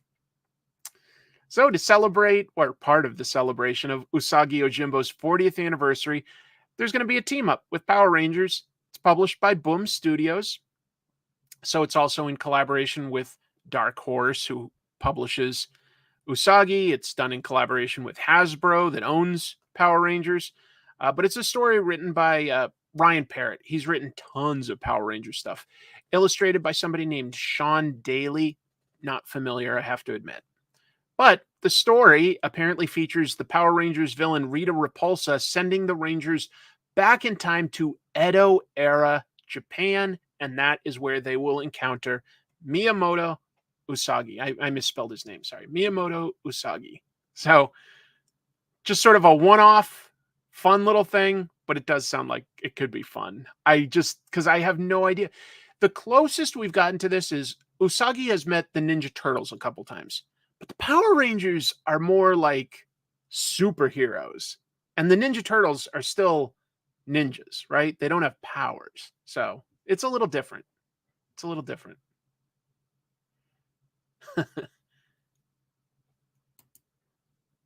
Maybe, but I think that Stan knows what's fun. That's really cool. Love how Ryan got to write the 2 Power Rangers Ninja Turtles crossover comics and is now writing this. He seems to be their go-to guy now. I was so excited to see this happen. Cosmic Lion got a distribution deal. Cosmic Lion, its founder and head is a guy named Eli Wolf, a guy that I've known online and been lucky enough to meet in person. Super nice guy, really loves just the art of making comics and getting indie comics out there. And this will really help because it's such a do-it-yourself thing. I was really excited, really happy for Eli and all the comics that Cosmic Lion has published that will now get to a larger audience. So, indie publisher Cosmic Lion announced that they're going to have their titles carried by Diamond Distribution, starting with the July issue of previews. Those are for comics coming out in September. Hey, there's somebody that knows Eli. Hey, Erwin, thanks for jumping in. Yep. Isn't that cool? Isn't that awesome? Really nice guy that just works hard at like getting comics into people's hands, like loves comics and gives a lot of creators that would never get their first start somewhere else. Like, you know what I'm saying? He just looks for talent. And that's ET says hi. Let's see. So the first 3 books that they announced that will be carried, they're going to be the a collection of all the autobiographical comics. Wait, It Gets Worse. There's Death Slinger. That's probably the most mainstream in a way thing, but that's a sci-fi Western. I'm simplifying it. And Half of the Crown, which is actually a popular webtoon story. Yeah, nice to see you, Jim. Just saw him and his crew at Heroes Con. Just great guy. Sincerely. Really, really like Eli. He strikes me as a very kind person. I've never seen him act petty or rude. He just always he focuses on the kindness, and he really likes indie comics and vintage comics and stuff. He's got good taste. He does have good taste, I think. And I think that that's important, to be passionate about comics, to have good taste, and he works hard. So yeah, hell yeah, Eli. Yes, it's really cool. Couldn't happen to a better person. And he really is in turn now helping put some of these artists and writers in front of a larger audience. I'm glad that they got this Diamond distribution deal. It's awesome. Oh, Owen got to bump into Jim. Nice. Frankie Boy Frankenstein. I've got a bunch of Cosmic Lion books. There was, of course, Wizard, which is sort of their tribute to cartoonist kayfabe. But there's what else have I got? I've got like a book about like all sorts of public domain superheroes that come together. I've got some art books. I'm trying to remember. Attaboy, I think, was through Cosmic Lion. There's just a bunch of great people. Just a bunch. Yeah, excited. And the last piece of news I thought this was fun. I don't know how many folks know these characters. Like, I guess everybody knows Judge Dredd. I don't know if you know Rogue Trooper. I like Rogue Trooper. But anyway, a bunch of 2000 AD characters are going to be in a crossover across 2 of their comics magazines that are anthologies that they publish. 2000 AD is also the name of one of the comics. And the Judge Dredd magazine. Yes, Ghost Agents. I have that. That's another good book. Ghost Agents. I have that. Anyway, there is a crossover. It's going to be called Nordland Rising. It's going to unite a bunch of 2000 AD's most popular characters. Starts this September. Story is going to follow Rogue Trooper's oldest enemies, the Nort. And they're going to cross across all of 2000 AD's history, sci-fi stuff. So there's going to probably be time travel and stuff like that. Yes, Strontium Dog is a good one. I don't think Strontium Dog will be in this. But anyway, they're going to, the Nort are going to take on Judge Dredd, Bad Company, Fiends of the Eastern Front, the VCs, and others. So who knows? Maybe Strontium Dog does show up there. It's going to be spread across 2 issues. 2000 AD, they shortened program to just Prague. So Prague 2400 and Judge Dredd Magazine 472. I think that sounds fun. It's not the easiest stuff to get imported here in the States. I come across very, very few comic book stores that carry British ongoing books, but it sounds fun.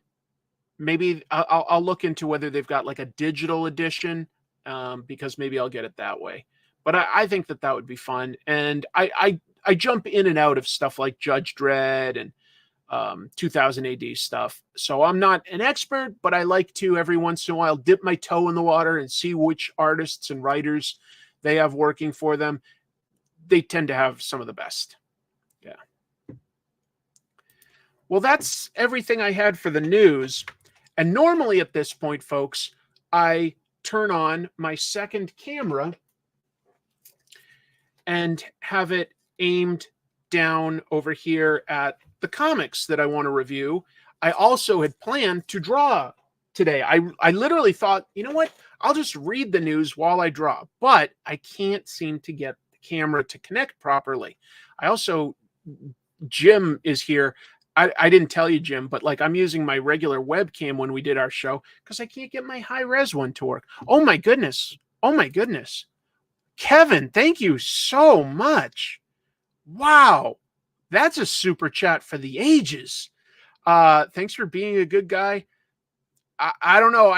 I'll say I try to be. I want to leave this world better than I found it. You know, I was a Boy Scout, folks, and like our rule when we went camping is you leave the campsite cleaner than you found it. That was our rule.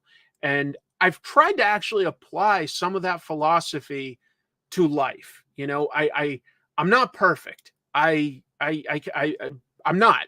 I can be a jerk sometimes, and I'm probably pretty messy and disorganized.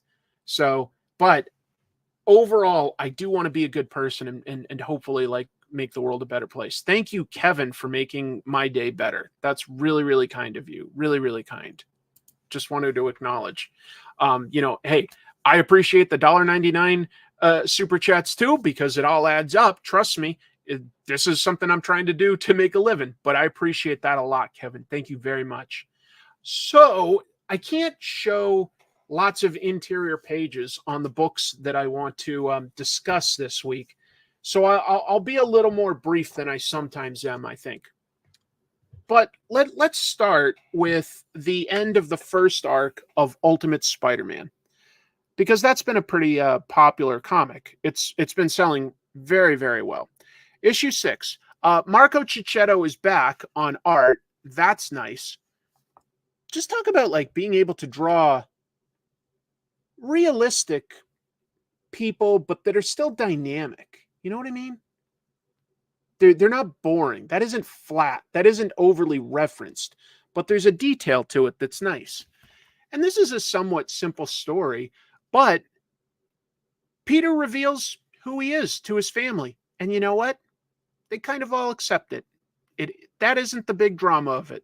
And I appreciate that. He's getting support from his family. The second thing that's different than a typical Spider-Man comic is in this, Harry Osborn is the first Green Goblin, and he's not a villain. In fact, if anything, so far, he's a hero. and he and Spider-Man are just starting out, getting used to their powers, and they decide to go after Kingpin, who they know is behind a lot of bad stuff. Here's one more difference from what we typically see in just regular Spider-Man comics. This Kingpin says that those are tattoos, but he says he's upgraded himself somehow. What does that mean? I don't know. Does he have bionic implants? Has he taken some sort of a serum? I don't know. But what it does mean in story terms is that he thrashes the hell out of both Green Goblin and Spider-Man. This is not a win for the good guys. That's interesting too. Their win is just getting out alive. That's their win. And finally, Mary Jane in this is sort of a marketer. And she goes swinging and she gives Spider-Man... Sorry, I'm focusing on like the ad, right? I don't want to... Great, there's an ad. She goes swinging with Spidey. What am I showing? Jeez. And she gives him his name because he doesn't have a name yet. He's just been a guy dressed up in this suit. She goes, "You're Spider-Man." That's easy, but it hadn't been established yet. So there's some interesting stuff here. Some interesting family dynamics where they're very supportive and they're not scared or anything like that. And they've definitely upgraded Kingpin a little bit. Now, Kingpin's always been a formidable adversary. He's smart and he is strong. He can fight against Punisher or Daredevil, but he can't really necessarily... It's questionable about how well he could fight against Spider-Man in the main continuity. But in this, he can definitely handle it. He can hold his own. So they're building Kingpin up as a villain, and it's interesting because they did that with the Ultimate Spider-Man as well. Kingpin is a good idea. Kingpin is a good idea. It's funny to look at the history of Spider-Man comics because Stan Lee and Ditko and eventually even guys like, Romita Sr., they kept trying to give Peter a memorable crime boss. And a lot of them just didn't take. Like, do you guys remember the Crime Master? Or do you remember the Enforcers? What is it like? One of them is called like Ox, and he's the big strong guy. And then there's a third guy I never remember. And then there's somebody like Steely Dan or something, or Smiley Dan or Mustache Dan. I don't know. But yeah, look at some of these that like you guys are listing. I didn't mean Disco Hustler, but like Hammerhead, Silvermane, Fancy Dan. Thank you. That's the one. Steely Dan. Montana. What's Montana's deal? He's just one of the three. But I'm just saying, like, there were a lot of guys that were just sort of like supposed to be criminal masterminds, and none of them really took off. Some of them have gotten used and fleshed out a little bit later, but it took a while for him to have a crime boss. And then finally they came up with Kingpin. And you know what was different? He had a good visual look. Business suit, bald head, huge size. It was cool. Kingpin's a good idea. Kingpin really sort of became Daredevil's go-to foe, but he was a Spider-Man adversary first, and they've used Kingpin a lot in the original Ultimate and now this version of Ultimate.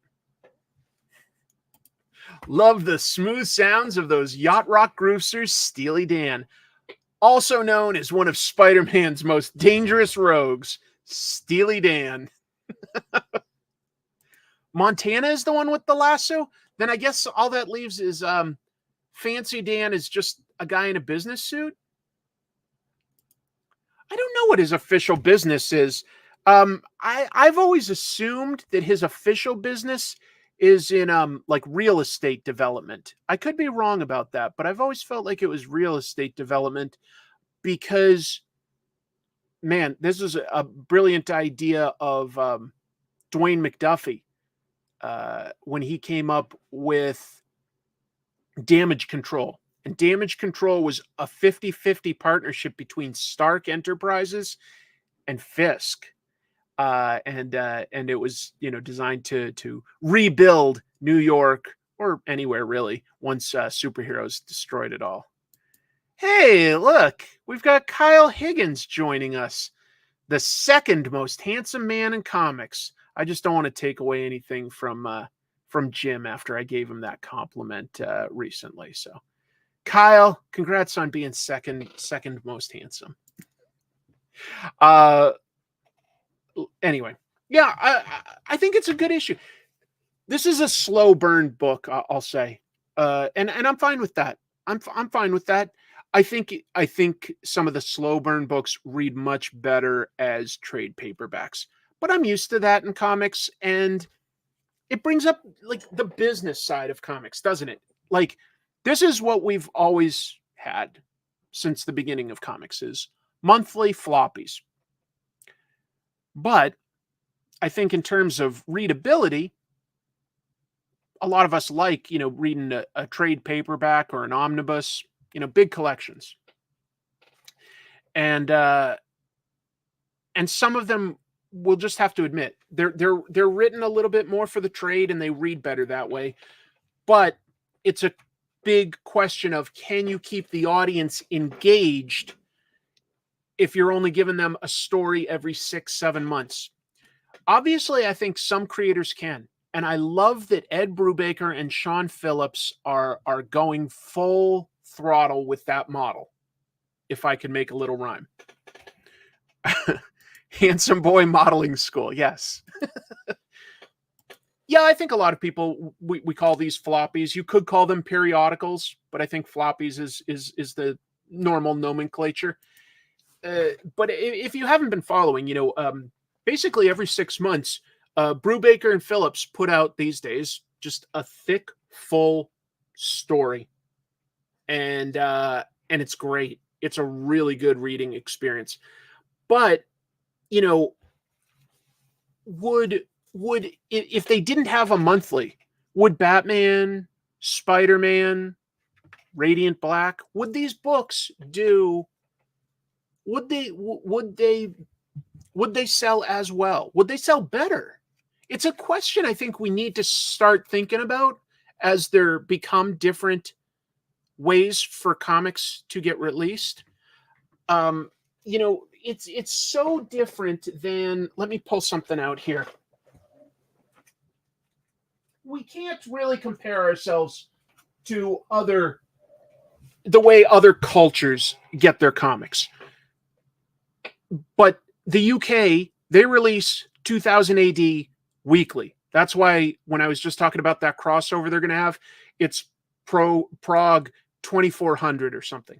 And then there's like weekly Shonen Jump. Again, weekly. But how long of a story do you get? Maybe 8 pages a week. Very different than a month. Now we could do things online too. I don't know. But I will say that this comes out monthly, and it's good, and it keeps me engaged with the character, but the story is a little slower, intentionally so, and I just know it would read better in this case in a trade paperback. I have only seen, for the compact comics, the Watchmen, which I've already got and I've already read. But if I see compact comics for a DC book that I haven't read, I'll pick it up, because $10, that's a pretty easy buy. And like, I'd read something like, I've never read Green Lantern Far Sector, but for $10, I'll give a big, thick story a read. I did flip through the Watchmen one, just to see, at that small size, is the writing or the art too small? It wasn't originally intended for that size, but in my opinion, it's pretty good printing. It looks good. It looks good. And that's not a huge surprise, is it? Like, when we look at, like, I'll just grab a recent Tonkabon volume. And I mean, the art wasn't drawn at this size, but when we open it, The difference is that they know that this is the size it will eventually end up at, so I think that they don't have as much dialogue per panel as we sometimes do. But anyway. Oh, Kyle, don't worry about that. You may have some delays right now. Well, I mean, I understand why you would worry about it. It's your book. But what I'm saying is, as a fan, I don't mind that there's a delay. You're doing something really different and ambitious with this dual timeline story. So I totally get it. Anyway, just sort of created a no, the compact DC books are not printed on newsprint. They're on some nice high-end paper. Yes. Spy Family is a very fun book, by the way. And look, I'm not the only one that loves Radiant Black. Yes, folks, just start throwing out compliments to the pros that drop in here and there. Like we'll say nice things to Jim and Andy and Kyle. If you want to respond to them directly, you can hit @ and type in their screen name, and that should get highlighted on YouTube. But yeah, if you're using your phone, that's a lot of typing. That's a lot of typing. People are reading the chats. It's documented. What else should I talk about this week? I guess I won't go into super detail on some of these books but that are really good. I can't off of like, the top of my head come up with a pull quote worthy encapsulation, but I will say Wonder Woman by Tom King and Daniel Sampere is one of the most engaging runs of Wonder Woman. And I say that as somebody that admittedly isn't a humongous Wonder Woman fan, but there have been runs that I liked. I liked George Perez's run. I liked William Messner Loeb's on it. I liked Daniel Warren Johnson's Wonder Woman Dead Earth. But this is a great version of showing us what's special about Wonder Woman. And it isn't all she's tough. She fights Cheetah in this, and it talks about how Cheetah is like her most dangerous enemy, but it also gives us what's special about Wonder Woman, and that is that she is willing to work hard to rehabilitate her villains. That's been an element of her from the beginning. And yeah, she and Barbara Minerva, Cheetah, basically do have a heart-to-heart in this that really works well. It's great. I like how Daniel Sampere draws Wonder Woman and her supporting cast. But let me say this. The backup stories about Wonder Woman's future daughter getting babysat by John Kent and Damian Wayne, drawn by Balin Ortega, hilarious and charming, and I want an ongoing monthly with this team of characters and the artist and writer. I love it. I love it. It is a little awkward. YouTube does not make it easy to reply. You should be able to click on a comment and there should be like a reply arrow, but whatever. The Wonder Woman backups are fantastic, and they are enhanced by the fact that the story itself is some pretty serious, heady stuff. You've got some serious stakes. You've got some really like brutal stuff happening to Wonder Woman. And as sort of like a cool down at the end, you get a really funny, light story. And it's amazing that comics are so versatile that they can handle both of those so easily. But it is a great way to sort of cool down is what I'm trying to say. Yeah, cool down after really serious things. It is very different for Tom King. Tom King hasn't written a lot of like just outright humor. Sometimes he writes characters that can have some humorous comments. There's some really funny stuff in Mr. Miracle, for instance. But they're really good. I really like it. And ongoing Trinity backstory characters would be excellent. I only see report and block when I click on a name, and I don't want to do either. Good. You're so nice. Thank you for not blocking me, EJ. You're the best. Then I'll talk about that, because I agree with you, Majesty ZX. I didn't have this in the news, but She-Hulk is also a book that's ending. Next issue, issue 10 of volume 2 by Rainbow Rowell. She's written basically for 2 years on this book. Next issue is the final issue of her run. I really, really recommend this. At this point, probably the best way to get it is going to be like in a trade paperback collection. But boy, did she do a Rainbow. She did a great job defining Jennifer. And Jennifer, like, She-Hulk has had several really good runs.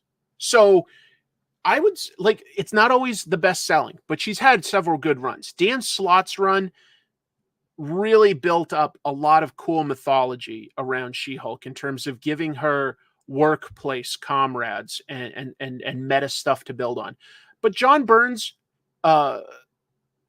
fourth wall breaking stuff, that's pretty influential too. That's pretty damn influential.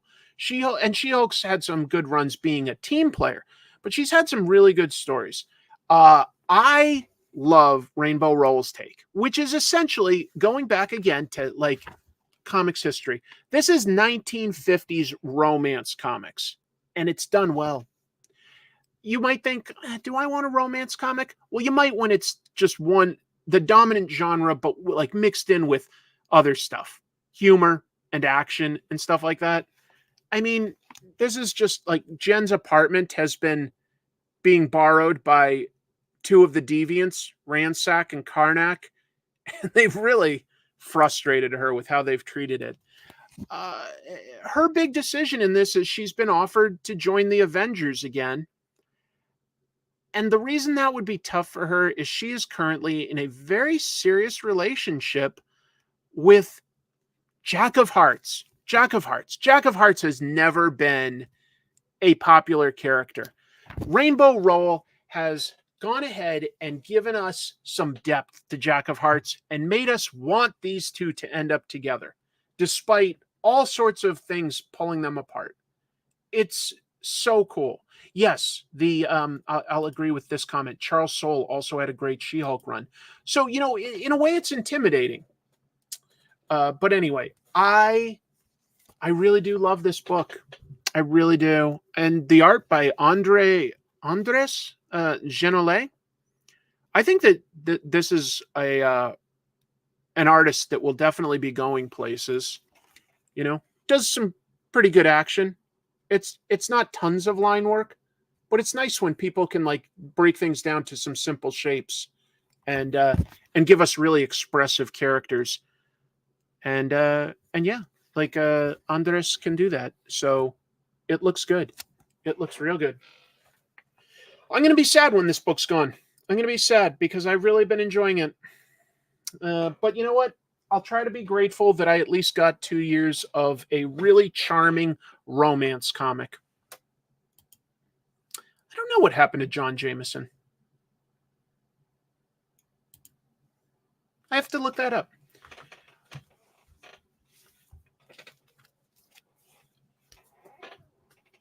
Last Ronin is a book that has been plagued with delays, but I'll tell you something. It still sells like gangbusters. So this is technically the sequel series to Last Ronin. This is Last Ronin Reevolution, or if I want to be technical, Teenage Mutant Ninja Turtles, colon, The Last Ronin, colon, Reevolution.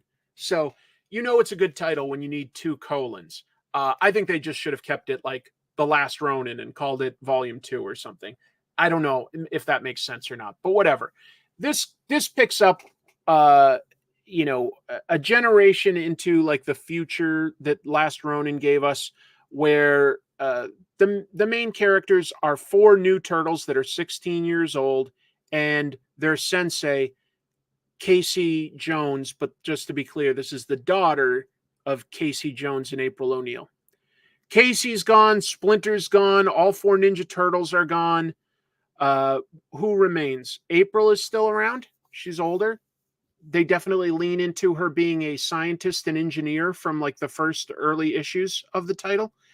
And Fugitoid is around. Fugitoid still exists in some form. That's April. So she's older. To the Turtles, she's Grammy April.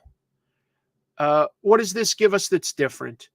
It doesn't, like, they don't lean too much into a sci-fi future, but we've got like gang war going on. We've got purple dragons. They're recognizable.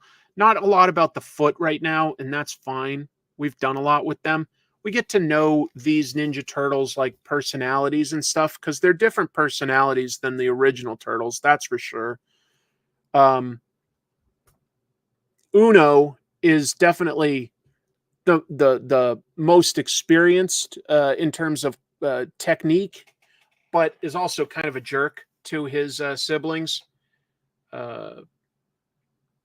Odin is the big strong guy, and he is also a little dumb, but he's very sweet, and that's a personality type that always works. And then you've got Moja and Yi, who we're still getting to know. But what does this do differently? These turtles apparently get powers. Odin realizes that he can turn body parts rock solid. You can't really see that very well, but this is turning gray and he gets rock solid. And then at the very end of this, I can't quite tell which turtle this is off the top of my head. I think it's Moja. Moja creates some sort of energy barrier here. So it leans into some sci-fi more than some Ninja Turtle stuff, but Ninja Turtles has always been pretty versatile. It can be humorous. It can be just really dark street level action, but it also has had a sci-fi component since the beginning. The mutagen, aliens like the Triceratons, the Utroms, all sort. Fugitoid himself, like a man in a robot's body. It doesn't take right up after, because the last Ronin ended with April deciding to expose 4 baby turtles to mutagen. This takes place 16 years later. And so like Casey is an adult, April's kind of old, and then let's see, the turtles are now teenagers. It's different. So far I'm enjoying it. I will say that. I would have thought, like, in a way, here's the danger of doing a story like this. And it's not perfect, but when you jump into the future with something that's established, it can feel sad sometimes because you're like, okay, the characters I knew are dead. And what's relatable about this world? You know, it's not my world. It's like, did everything I know, has it been left behind? It can feel sad. But here's how you can get around that. You make likable characters, and you make sure to make the world, even if it's futuristic, still relatable. And they do that by like having characters that are like, you know, mayors and gangsters and police officers still operate the same way and not dress too futuristic or anything. They still wear normal clothes.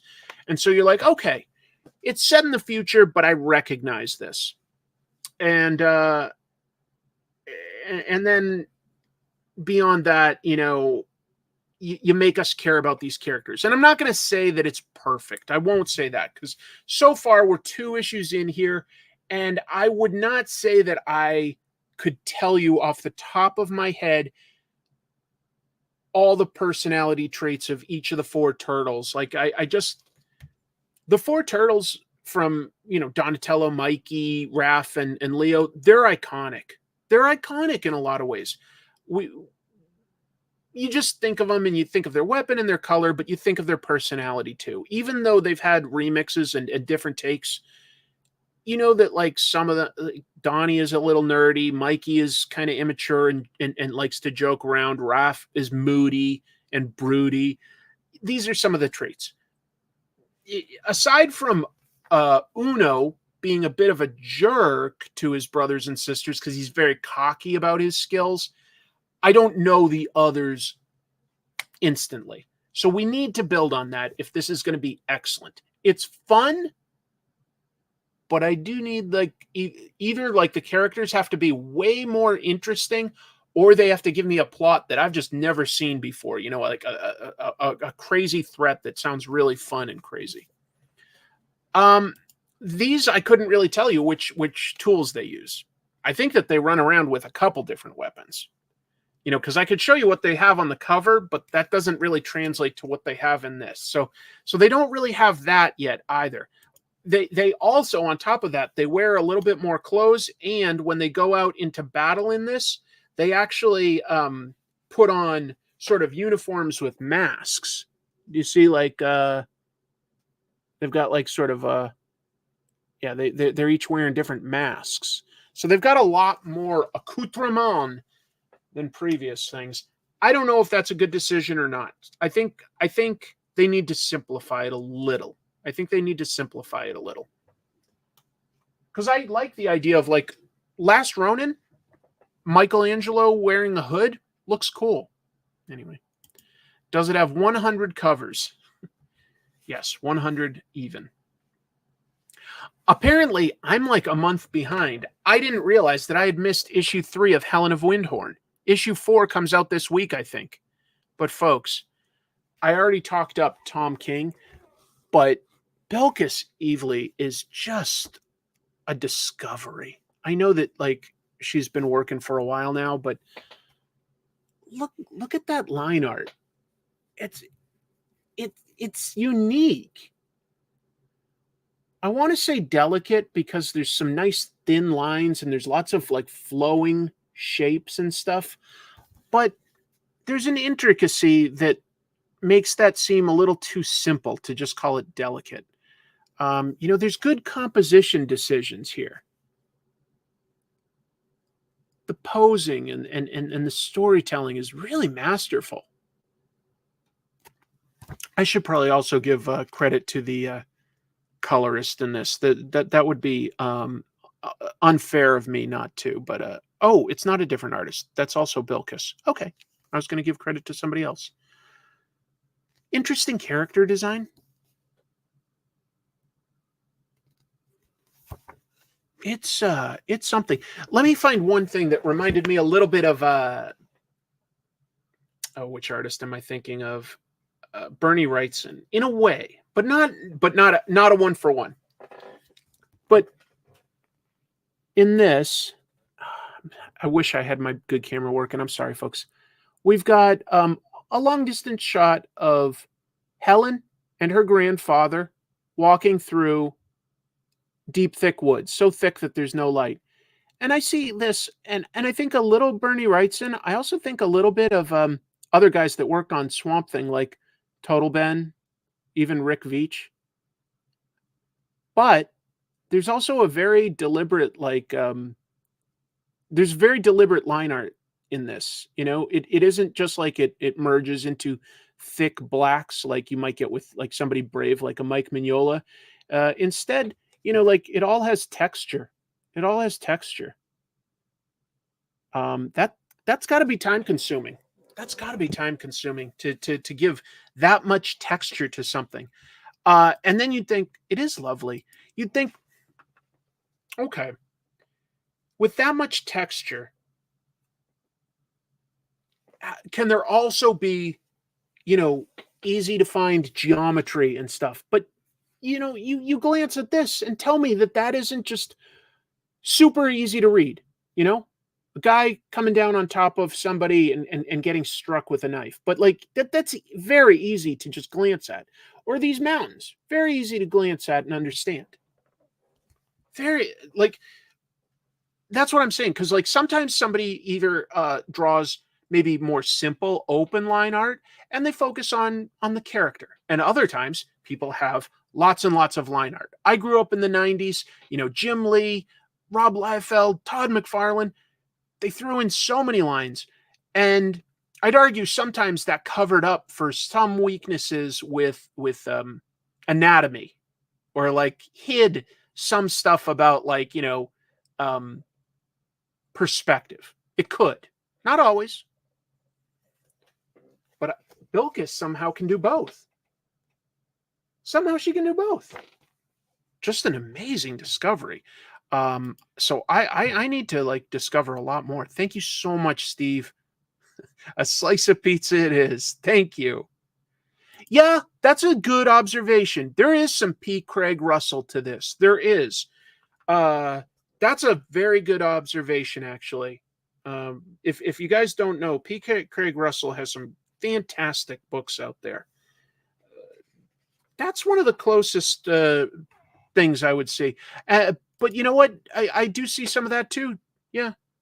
Because Joe Kubert would always sort of like, he could exaggerate a shape of a face or a hand or a boot. Like, like it could, be a bubble. It could be like a spiky tip, but, there could be some exaggerations.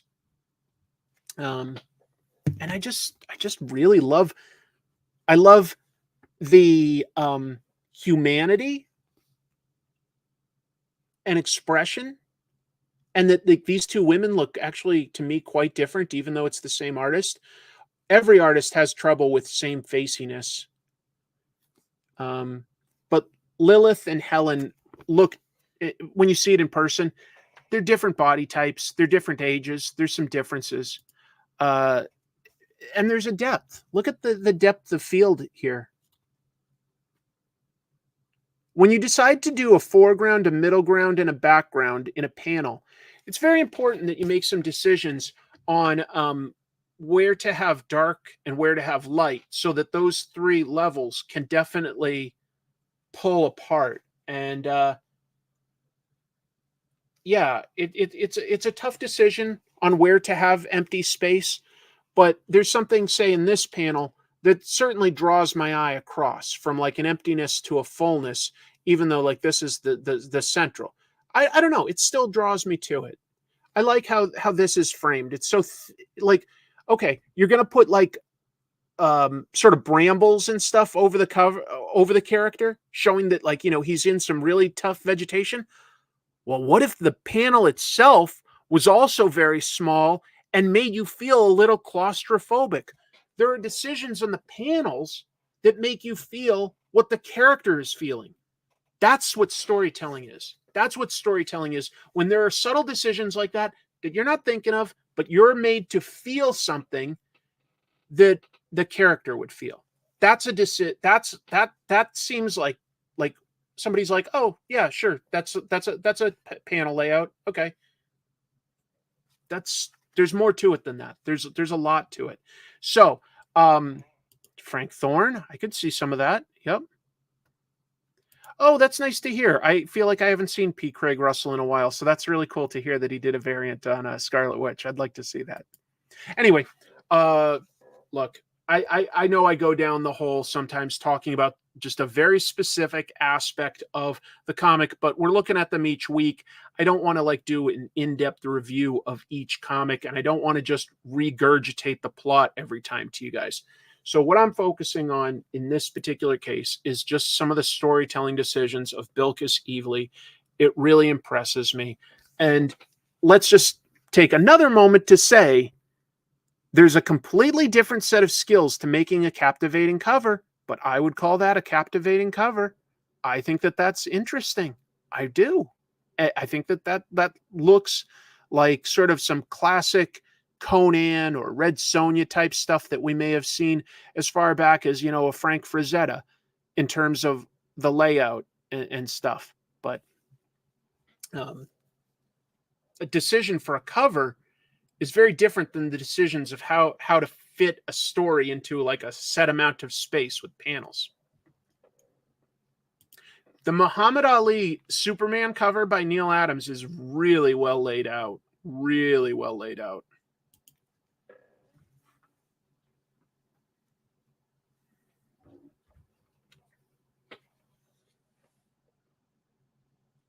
Look, in terms of what sells well these days, it's Ninja Turtles, Thundercats, and Energon Universe. It's stuff from our childhood. But what's interesting about like the new G.I. Joe stuff to me is that it remixes ideas into a new continuity. And I like what they do with Destro here. He he travels into the deep Scottish Highlands to talk to his ancestors.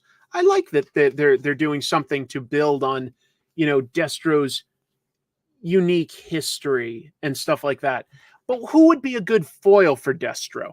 Because we haven't built G.I. Joe yet. So who's his opposite, We don't even have Baroness in this, because Baroness was used in Duke, and it hasn't all come together yet.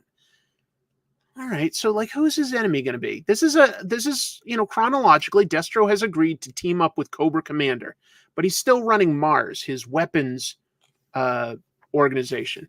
Well, who are his enemies? He runs a business. Who else runs a business that would also traffic in terrorism and such? This is a great use of the Crimson Twins, characters that I would argue have way too many gimmicks behind them, at least in the cartoon. The Crimson Twins in the comics have a psychic connection and in the cartoons, a psychic connection, and they feel what the other's feeling. They also run a successful business. They also have acrobatic abilities, like they were raised in a circus or something. It's like one of those would have been plenty. Instead, it just keeps putting a hat on top of a hat on top of a hat. This simplifies it. They're not shown to really have a psychic connection. They're just two brothers that run a consulting firm and have what do you call it? Mercenaries. They have mercenaries that they'll hire out to various factions in the world. They don't have the same strict morals that Destro does. They believe, for instance, in decimation. They decide to kill off all the wounded soldiers in a battalion that they were advising, because they were like, if you'd followed our advice, those guys, we estimate you would have lost them in death if you stood your ground, and then we would have arrived in time to back you up and you would have won. But you guys retreated and this number of people was wounded. So to motivate you, we've gone above your head to your general, and we've gotten authority to decimate them. He's like, that's medieval. And they're like, well, that's actually Roman. It's a good use for foils. The Crimson Twins are scumbags. Destro isn't a good guy, but he does have a code of honor. He has a family history. Where, you could say that Destro is old money and the Crimson Twins, Tomax and Xamot, are new money. So that's a decent idea for creating a foil for him. It's working well so far. Yes, and then they replace the murdered soldiers with their Crimson Guard. And the Crimson Guard in the comics, they're just the elite people that work for Cobra Commander. The comics have never had much of a use for Tomax and Xamot. And when I say the comics, you're like, this is a G.I. Joe comic. Yes, I'm talking about the ongoing continuity by Larry Hama, the guy that created all these characters. He just doesn't have a use for every toy that they created. He just doesn't. There are a few goofier characters that Larry Hama just didn't want to touch. And some of them that he inserted into the comic, and then you just didn't hear much from them. John Oliver played Tomax and Xamot? When did he do that? Oh, right, from Community. Community, that's right.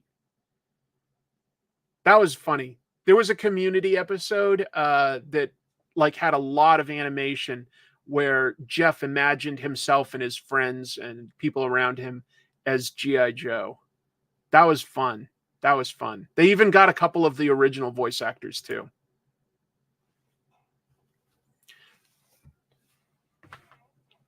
I don't know that I have a whole lot more to say, but I keep saying that, and then I have things to say. I'll just say that Batman, Superman, World's Finest. I can't believe this is already at issue 28. I can't believe this book has been going for over 2 years. There have been a few fill-in artists, but this is all by Mark Waid as writer, and it's just classic superhero stuff. And boy, is Dan Mora a great, great fit for that. He's just a really fun artist. There's a lot of energy. There's a lot of energy to that. Yes, Directed by Rob Schraub, and I believe Schraub must have done the voice of Cobra Commander, right? He had to have. I mean, yeah, I bet Schraub did it. I'm having trouble remembering, but I bet Schraub did it. God, I love Rob Schraub. Sorry, he's awesome. I'll just say, World's Finest, consistently fun, moves at a good pace, really, really good. Exactly. I never really get excited these days for Marvel or DC events. I check some of them out and I'm like, okay, some interesting ideas or some cool art. You know, there can be. I don't get excited for the events. I feel that they distract sometimes, but I'm a little excited for Absolute Power because it's by the guys that have been doing this book together for over 2 years now, and they're a good team. So I'm a little excited. I've been getting World's Finest every month. It also reads pretty well issue to issue, even when there's an ongoing story. This is an example where it's written for the monthly. It probably reads just fine as a trade, but you can pick it up and figure out exactly where you are. It's a good little adventure, and you get more or less a beginning, middle, and end of a piece of the story. It's really good. Yes, Mixia's Pitalik, when he gives his powers to Jimmy Olsen, you're right. He does sort of turn into Larry David. Larry David is Mr. Mixia's Pitalik. Oh my God. How did that never show up on either Curb or Seinfeld? The only monthly superhero book you buy. Well, it is a solid book for if you just want good comic book superhero action. It's really good. If I remember correctly, Scud made a background cameo in the G.I. Jeff episode. He might have. I haven't seen it in a while. But it was good. And I know who did a bunch of voices in that. Hold on, I'm forgetting something.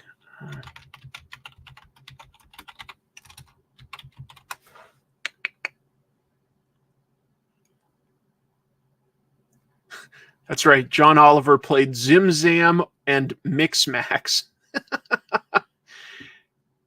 Oh, and the episode was written by Dino Stamatopoulos. Man, one of my favorite guys on Mr. Show. That's so cool. I was just looking at the voices. Right, Bill Ratner showed back up as Flint in that one. That was fun. Dan Harmon voiced the character Sleep Apnea. And I'm right, Rob Schraub did voice Cobra Commander. He's perfect for that. Oh, boy. Anyway, I'm sorry. I'm just like reading stuff. I should be entertaining all of you. Sorry that I wasn't able to draw tonight. I really wanted to do that. I really am in the mood to draw. But I just can't figure out. For some reason, the camera works just fine. When I plug it into my my cord, my HDMI adapter, it gets a signal. It doesn't show as no signal, but it just shows as like color bars, and I haven't been able to figure out why. I've rebooted everything. I'm worried that maybe I just damaged the cord itself, but hopefully I can figure that out by next week so that I can give you a more professional show. We'll see. I blame Jack and Lily. I blame my cats as well. They probably did chew on it or something for all I know. Yes, the ports, I checked the ports. They all worked. Simple solution, get a whiteboard. How would that help me show you guys the comics? I don't know. Anyway, I definitely tried turning it off and on again. I definitely did that much. Are they? That would be, at this point, my biggest suspicion is that the HDMI cable, I guess I'll just have to buy another one and try to replace it, see if that does it. Yeah. Oh, for my drawings. Well, technically I do have a tablet so that I could draw digitally with you guys, but and I like drawing that way, but I just really love drawing with pencil and ink, and if I'm drawing from scratch and trying to host, I do a bad job. I just get really slow for drawing, or I get distracted and stop talking to you guys.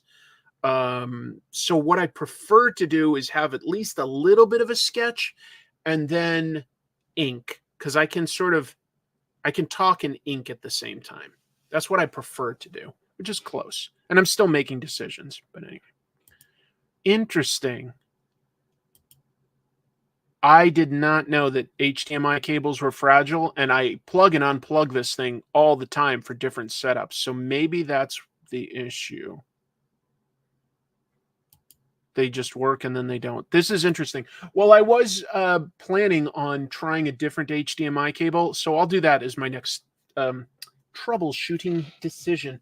Hopefully this has been a decent enough episode for you guys. I gave it supreme effort to be here. I am just absolutely exhausted for some reason. I just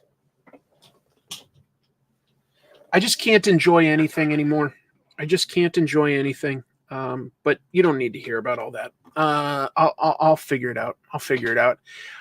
Let's see. I did see that there was a new Marvel Scrooge McDuck comic, and I put on Twitter, I really wanted to potentially get it trending. It got some decent traction, but I tagged a bunch of people at Marvel and I said, look, Larry Hama has always said that his dream was to write a Scrooge McDuck comic, because that's what he grew up loving.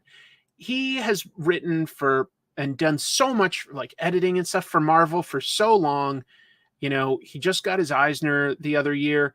I'm like, can you guys please, like, make his dream come true? Hire him to do a Scrooge McDuck comic. Like, that just seems like it would be respectful for somebody that has done that much for you. Yeah. Larry fell into doing stuff like G.I. Joe because literally nobody else took it. Everybody passed on it. And he made it into something that now has a Kickstarter that's about to cross $3 million. He's a good writer. He really is. He's an interesting guy, but he grew up reading funny animal comics. That's why he created characters like Bucky O'Hare, why he co-created Spider-Ham, Peter Porker, the Spectacular Spider-Ham. He would do a good Scrooge McDuck story, in my opinion. It's not rocket science. Even if he couldn't, like, give it to the man. He's earned it. Anyway, I just feel like this is a no-brainer. But I am not a editor. For some reason, the comics industry does not. You would think that, like,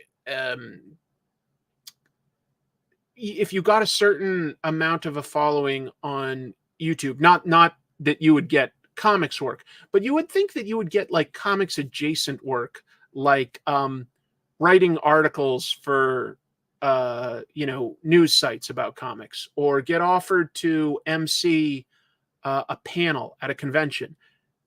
I don't know what to say. Maybe I come off as a total idiot. But I mean, the channel is Comic Tropes is not nothing. It's got a pretty big following, and I've never gotten an offer like that. Like, like, hey, could you write an article about, the history of writer Peter Gillis? Yeah, sure. Pay me. I'll do it. Hey, would you host a panel for XYZ? Fly me out. Yeah, I'll do it. It doesn't happen. Maybe I could. Let Larry Hama do whatever he wants, Akira. Oh, you're saying to Akira Yoshida. Yes. I did go to SummerCon, and I had a pretty good time. You know what was positive? I got to meet Christopher, who does the channel Bronze Age Nerd, and Big B McFly. They're two YouTubers that do comics, and they were very nice guys. And I got to meet them, and I got to talk to Jim Shooter. But other than that, I didn't feel like I could connect to people this year. I got recognized by a bunch of people, which is very flattering. And I tried to, thank everybody very profusely for something like that. But I didn't get a lot. The only thing I got was the Marvel tryout book for myself. And yeah. And then I just sort of all of a sudden felt very burned out. No, I didn't see that there were a bunch of guests that didn't show. That's frustrating. I'm sure you're right, EJ. And I know a few people, but I also try not to ask for favors. That's never going to be who I am, even if that's what you should do. I'm just not that guy. I'm just not that guy. West Coast Dave Ingers talk to you at all? No, don't. That's a YouTube channel, right? Or is that like a comic book retailer? I don't know. Tom Welling didn't make it. There were a lot of there were a lot of actors at this thing that we have here called the Washington SummerCon. And here's what I'll say that's nice about it. There's a lot that's nice about it. First of all, it's held at our state fairgrounds, which are actually quite nice. They have a lot of big buildings that they call like pavilions and stuff like that. But they also have a ton of food trucks and good restaurants that are based there at the fairgrounds.